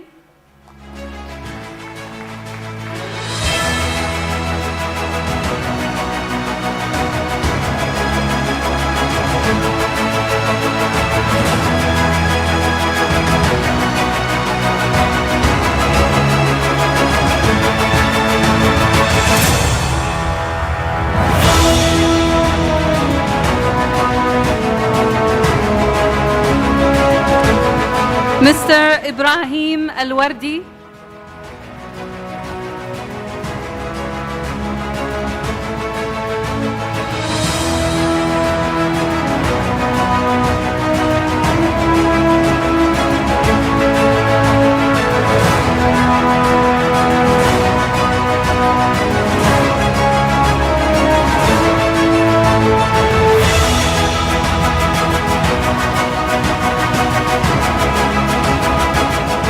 Dr. Abdullah Al-Bulushi.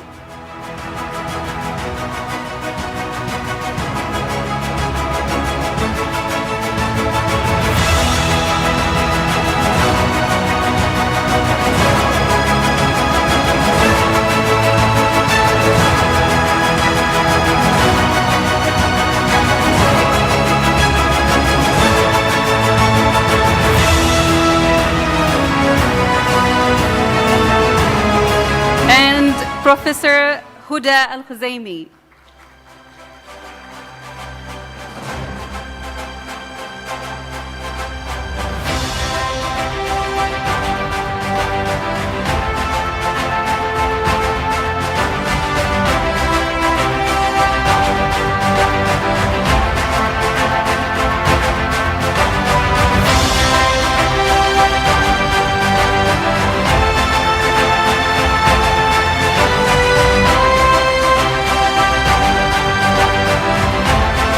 Let us extend our thanks also to our generous sponsors. Your support has been pivotal in bringing this conference to life. I would like to call on stage GTCom. GTCom is a multinational company specialized in AI, and we are in the process of initiating an AI laboratory here in UTAS Muscat.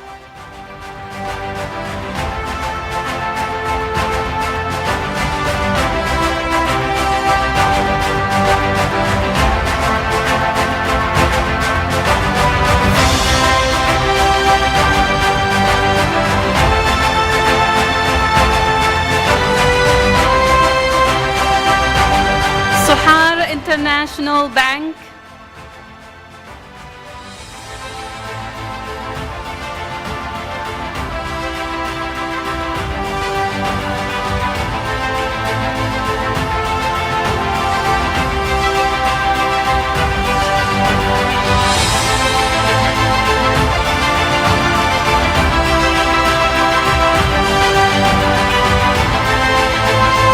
Oman Tel.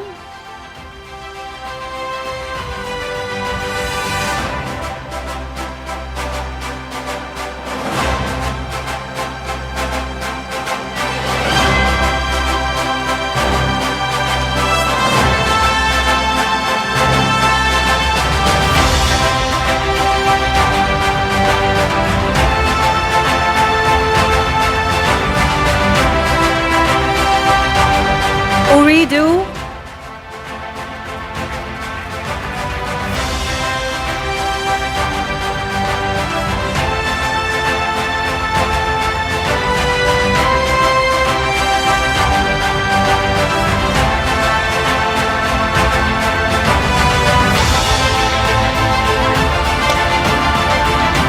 O Taxi.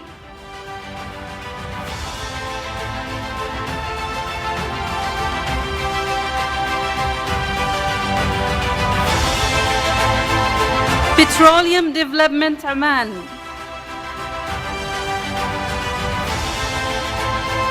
And finally, Dalil Petroleum.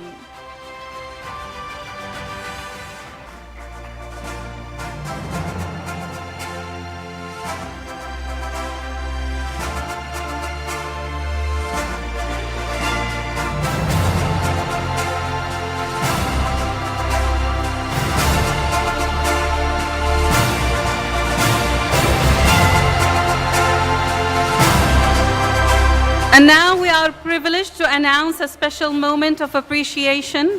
It gives us an immense pleasure to invite Dr. Saeed Hamad Al-Rubai to present a memorial gift in honor of our patron, His Excellency Sayyid Saud bin Hilal Al-Busaidi.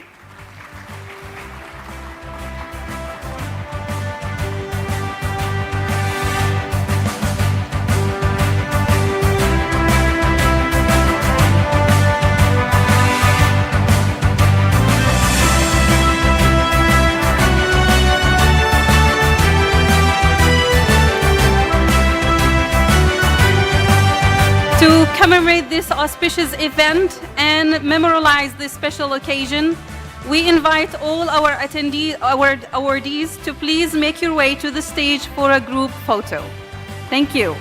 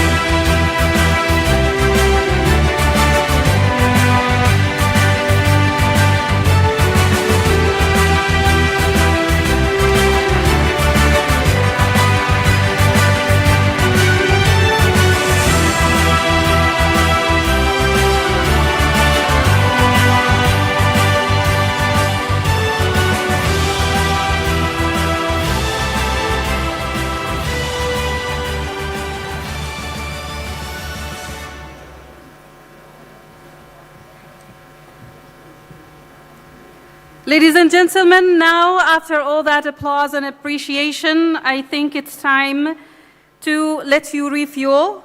We will now be taking a short coffee break. Please feel free to head to the multi-purpose hall, and let's meet back in 15 minutes for our next session with our next keynote speaker, Dr. Daniel Donaldson. Thank you.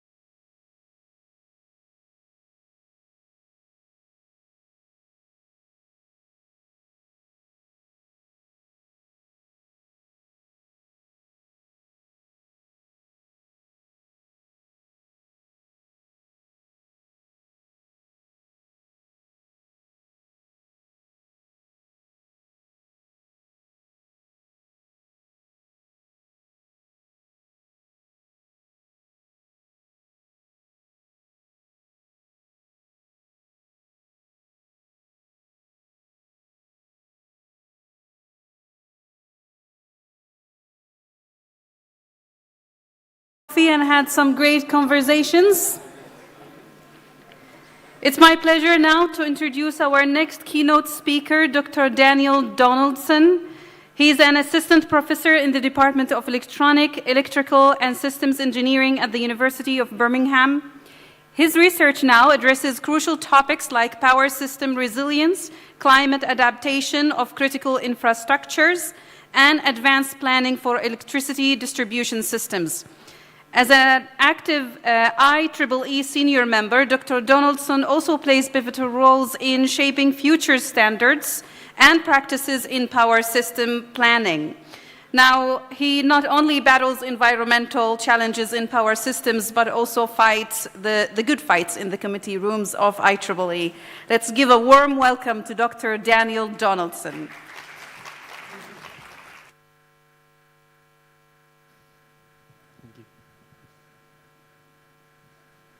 Well, thank you. I'd like to first thank the organizers and all of you for making this a wonderful opportunity to exchange information, insight, and learning at this great conference. So thank you so much for inviting me. My name is Dr. Daniel Donaldson. I'm an assistant professor of electrical engineering.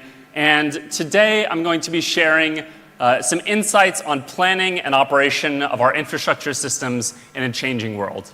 And it's my pleasure to speak after we've had such great sessions this morning talking about the advancements and changes that are taking place in education, seeing the advancements that are taking place as part of the digital transformation. And when we think about those changes that are taking place in our world, it's really important that underneath all of that, we have strong infrastructure systems. So in this case, I'm not talking about the digital infrastructure, but the physical infrastructure. Our power, our communication, our water, our transport, all of these are critical to enable these transformations to take place at the scale and pace that we need them to modernize our societies. So if we look at all the changes that are taking place around the world, I want to focus on one primary area in my talk today, and that's weather and climate. So if we take a look at the US for a moment, in the United States, since 1980, there's been 378 individual weather and climate disasters that have each exceeded $1 billion. And if we look, those form all sorts of different types, whether it be severe storms, cyclones, flooding, drought, fire, wildfires, winter storms and freezes. And if we look just at 2023 for a moment, so across 2023, we see 25 individual events taking place around the United States of all different types of disasters. And again, each one of these, the cost exceeded $1 billion.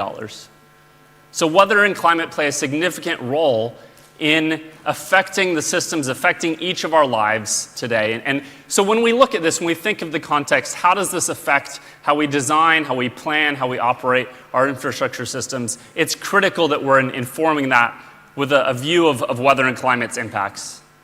So what do I mean by weather and climate? If you pardon me, just a brief definitional discussion here. So we're looking at weather, we're talking about things that happen at a specific point in time. So did it rain today? What's the weather outside? Looking at temperatures at a specific place in time. And climate, we're looking at averages over a 30-year period. So what's the expected weather over a period of time? Now, alongside the weather and climate changes, I'm going to focus on our electrical power systems. And if we look at the change of pace in our electric power network, from an institute, or the energy agency, the International Energy Agency, has noted that over the past 50 years worldwide, there's been construction of 1 million kilometers a year of our electricity infrastructure. So 1 million kilometers a year, it's been relatively stable for the past 50 years. But now when we look at what's needed to advance our infrastructure systems and meet the stated targets around the world, they're anticipating 80 million kilometers of infrastructure needs to be upgraded or added by 2040. And 93% of that is distribution infrastructure. So when we think about the pace of change, the pace of scale that's necessary to upgrade our systems, we're talking 80 million kilometers from 2023 to 2040. And if you do the math, you realize how rapid of a change that is to build up all of that infrastructure. So simultaneously, while we're seeing weather and climate disasters take place, We need to build infrastructures at an unprecedented pace. And so today, my presentation is going to be looking at, particularly for our power system infrastructure, how do we consider the changes being induced by weather and climate when designing, when planning, when operating that system. So first of all, you may ask, what is the actual impact of weather and climate on power infrastructure?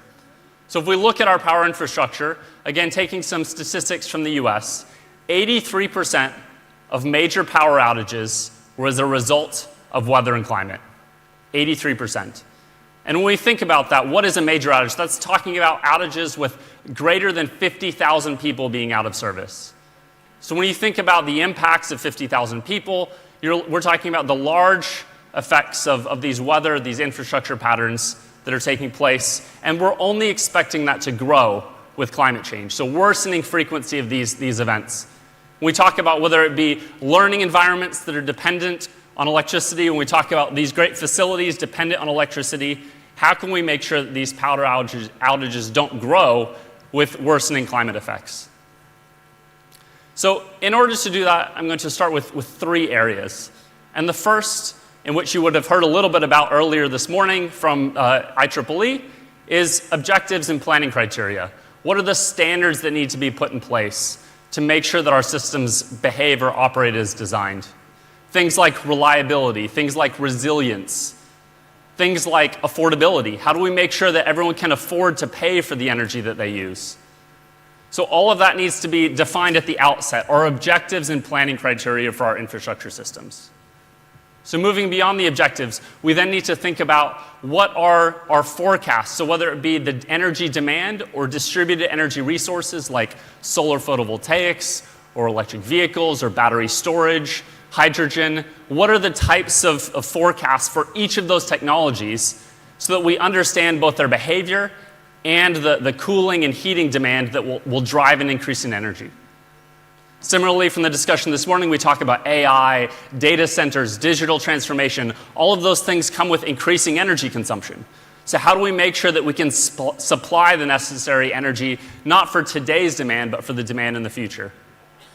And finally, our assets, the infrastructure themselves. How do we know that the conditions of our assets are suitable so they can handle the increased temperature, the changes in water, all of these things in the future?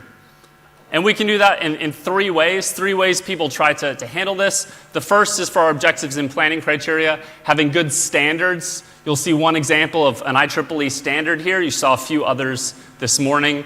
But IEEE defining those reliability standards or performance of infrastructure. Then our forecast. How do we know what the future holds? Right? If I had a crystal ball, what would it say? But in this case, we don't have that. We don't have perfect knowledge of the future. How do we forecast in a way that lets us anticipate what those scenarios will be? And finally, our infrastructure. Do we have a common set of frameworks of asset indices that design and understand how their life will be over the course of those assets? So when we think about weather and climate, I'm going to talk today about 2 things. The first is normal conditions, and the next is extreme conditions. And so I want to ask you a question. What is normal? What is normal? And I want, by a show of hands, you see two pictures here, one of a rainy picture and one of a nice sunny picture. So if I asked you which of these types of weather is normal? Sunny. So how many of you say sunny? Sunny is normal. Okay? So, and some of you I hear you say it depends. It depends on the country, on the context. So if I stood up here and said, I come from bright and sunny UK, Birmingham, it's a sunny place, sun year round, how many of you would believe me? No. So if I told you instead, Birmingham, it's a rainy place, you might believe me a little bit more. But the question is what is normal? What is normal? Are we talking about today? Are we talking about the past? Or are we talking about the future? What is normal? And so if we think about the UK's Climate Change Committee has put out a range of scenarios, and I don't want you to focus on all the details of this table here for a second, but this is from back in 2020, and I just want you to pay attention to this bottom row. UK heat waves like a 2018 summer. And each of these scenarios looks at how likely would we be to see those types of heat in the UK moving forward. Under a range of scenarios, you might say there's a 50% chance by 2050 that each year would see a heat wave like that summer. Or under a more extreme or severe scenario, you might say by 2100 there's a 90% chance that what once was an extreme heat wave is now normal. So I want to ask you another question. Extreme heat in the UK. So let's make this a little bit interactive. So if I could trouble you, if everyone can raise your hand for a second. If everyone in the audience could just raise your hand. I promise I'm not going to ask you to do anything crazy. Just raise your hand. And I want you to lower your hand when you think that I've gone too far. So I'm going to give a number of numbers. And what I'm asking is, how many times do you think the UK, in its recorded history, has seen temperatures above 38 degrees Celsius? Okay, above 38 C. So I'm going to start with 0. So if you think the UK has never seen that temperature, put your hand down. Above 38. Okay, how about one time in its recorded history? So keep your hand up if you think that it's seen more than one time. How about more than 3 times? Okay, some of you putting your hands down. How about 5 times? More? 25 times. 50 times. Okay, still some hand. How about 150 times? So what if I told you I could put all the times in recorded history on one slide? 3 pictures. So it's actually 4 times. 4 times 38 C. So when you think about extreme heat, there's a chance it could get to that today, right? Extreme heat, we're talking 38 degrees, 100 degrees Fahrenheit. And if you look back, you'll see 2003, 2019, and the heat waves, there was 2 days in 2022. The UK saw these types of temperatures. Now, and again, when I ask what is normal, it depends on different places. What is extreme also depends on different places. But when you see the UK talking about extreme heat, designing the infrastructure may not have been designed to see 40 degrees C. How do you think about the consequences, the challenges when projecting forward, and you see something like heat waves 90% chance? If you have a 90% chance, it's a whole lot different to exceed those temperatures than if it's an extreme or one-off event. So how do we consider these things? It depends. What is normal depends on your circumstances. So how do we plan for the new normal? So talking about it's one thing, but what do we do to plan for this for our systems? So this comes from a process of adaptation risk reporting for climate that's done on a basis of every 5 years in the UK. So it's not just power systems. It's done for transport. It's done for all sorts of different infrastructure sectors, where each of those sectors look at what are the risks in adaptation that are faced from a variety of different factors. So if I could briefly summarize this for you, if you want, you can see the details of all this in each of the reportings. But there's 15 adaptation risks. The first 9 are related to temperature, hot, cold temperatures, droughts. Then we look at 3 risks, or 4 risks that are due to rainfall, flooding, 1 due to lightning, and a new risk due to fire. And industry looks at, and industry policymakers, infrastructure owners, researchers look at how do we consider these different types of adaptation risks, and what do we need to be doing in the design of our infrastructure to account for them. And I want to focus on fire for a minute. If we look back at, you saw that heat wave in 2022 with those large temperatures. Concurrent to that, there was outbreaks of fire around different parts of the UK. And again, you wouldn't necessarily think of wildfires or different fires posing a significant risk in a place that's typically associated with wet and rainy climates. But as our climate's changing, as our natural environment's changing, the types of things we need to associate and plan for our infrastructure needs to change as well. So I want to give you a few example case studies, drawing from some work that we've done to look at fires and look at how we can decarbonize our future society, but also do that in a way that we're thinking about the implications of that for the future. So looking for a moment at solar PV and electric vehicles. Many places around the world are installing and building rapidly new solar PV, solar photovoltaic generation. They're adopting electrification. And how do we consider those things? So when we look at how much solar or how much electric vehicle we could have at a given point in time, it's typically referred to as hosting capacity. How much can the networks handle? So what assumptions should we use to identify that capacity? How much can the grid as designed today handle? And when we do those calculations, are we calculating how much the grid can handle based on our current environment, our current networks, our future networks? And what role does weather and climate play into that? So we look at both solar and electric vehicles. On the solar side, what you'll see here is a chart of the anticipated yield across a typical meteorological year, so 30 years. How much output would you expect to see from a solar plant? And rather than to get to the numbers, what you can see here is variation in the relative production.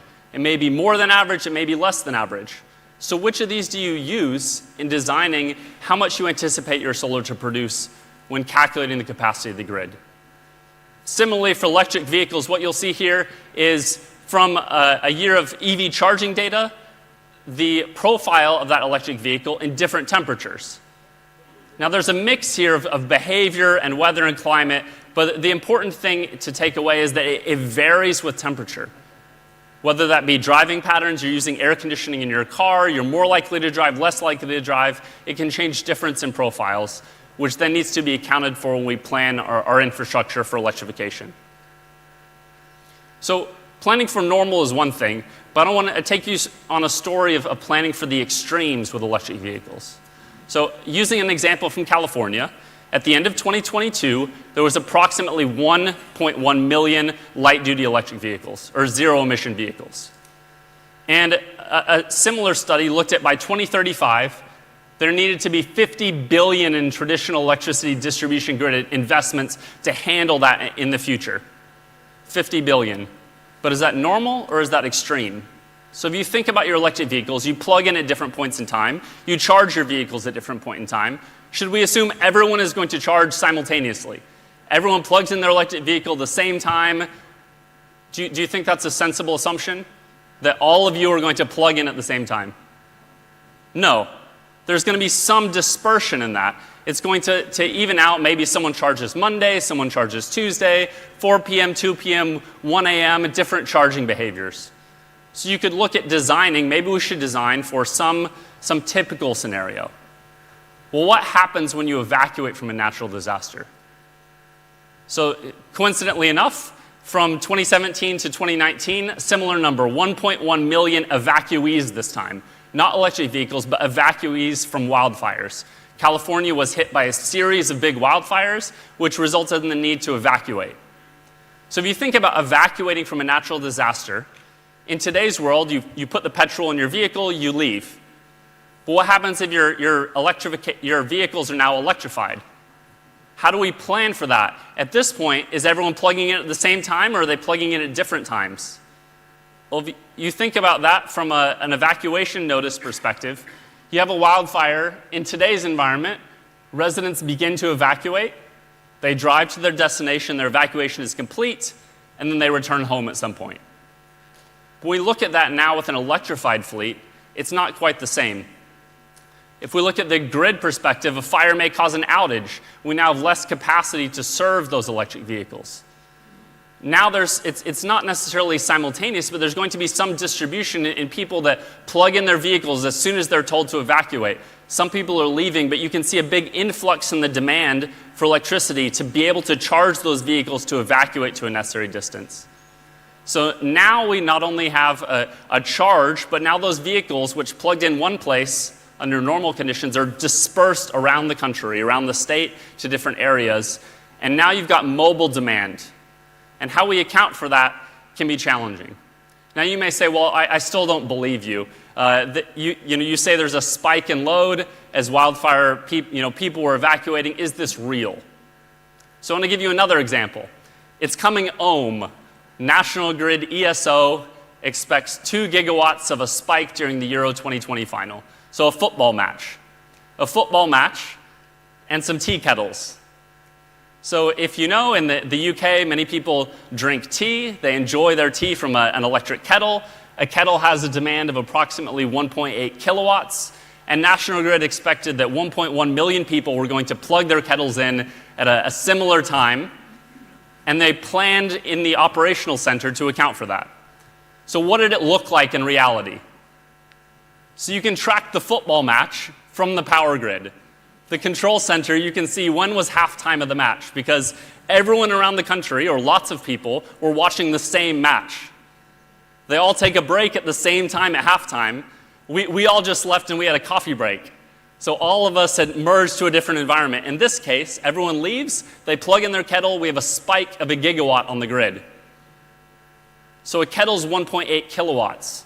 When we talk about electric vehicles, you could have 150 kilowatt charging, you could have megawatt charging. What does that do to the grid if you have an event where everyone's plugging in electric vehicles, or large numbers of people are plugging in at the same time?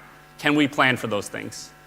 So again, I'm not suggesting we plan for that under normal conditions, but how do we prepare our system operators to be aware of the types of events that our grid needs to be able to handle in the future? So one other example, what about smoke? So we talked about fires, evacuation, what about the smoke? So smoke can result in huge amounts of a state or a region being covered as associated with a fire. So again, going back to California, here's some examples. Everything you see in orange was the footprint of fires in 2020. So significant portions of the state being burned. So we think about that. What happens with that fire? Well, it produces some smoke, and what you'll see on the upper right is the satellite imagery of the smoke from wildfires covering huge portions of the state. Right? We see significant areas of the state being covered, and the yellow dot is the location of a solar farm. And on the graph below, you can see as those fires started and smoke wasn't covering those solar farms, you had expected maximum production. It's sunny, it's nice in California. But then when the smoke covers it, you see huge reductions. Now, with small amounts of solar, maybe that's not a problem. But when you have huge portions of the state dependent on solar, if this happens in an unexpected fashion, you need to be able to prepare the grid to sustain that. I think tomorrow there's a great talk that's going to talk about dust. So what are the different types of things that affect our solar production that we should plan for to be able to account for this and handle the reductions in output to handle our grid as we move forward? And what you'll see here, we did some work to translate that smoke into reductions in solar performance to be able to better anticipate how the solar fleet would respond in different types of disasters. So if we look at this, in summary, I presented some examples from electric vehicles, from solar, but ultimately, if we fail to plan for weather and climate, we have a failure to meet our planning criteria. It can result in solutions that we say are resilient. So you may hear of microgrids, small communities being resilient to fires or resilient to natural disasters. But if those microgrids are relying on solar PV and you have a dust storm or a wildfire smoke event, can you depend on those facilities? How do we plan and account for that? Or we may undersize our assets. We may think we need a certain amount of electricity to serve our electric vehicles, but if we haven't accounted for those extreme scenarios, we may undersize that equipment. Especially going back to the start of the talk, you heard the amount of infrastructure that we need to build. It's really important to consider the long-term plan and how weather and climate could affect that when we design our infrastructure. But ultimately, we have to do that in a safe and affordable fashion, and it's really important to plan proactively and think of these things. So I'm going to leave you with what we need for the future. What we need for the future summarized in 4 key areas. So the first is climate-informed decisions. Inform our decisions based on the weather and climate, not just of today, but what we expect for the future. Second is proactive planning. Oftentimes with infrastructure, we have a major flood, and we decide our infrastructure needs to be flood-hardened. Or we have a major fire, and we decide to underground significant amounts of facilities. Or earthquakes, we rebuild our structures. How do we plan proactively, not reactively, for our infrastructure? Finally, you heard technology and innovation. How can we use the latest advancements in technology to inform and enhance these decision-making? And lastly is our pipeline of talent. So I'm looking at all of you in the room. This is a great event, this conference. We can come together and talk about the latest innovations, the latest advancement in engineering and technology. How do we build a pipeline of talent with the skills needed to deliver this for the future? So thank you so much. I'd like to acknowledge my collaborators and thank you so much for welcoming me here today.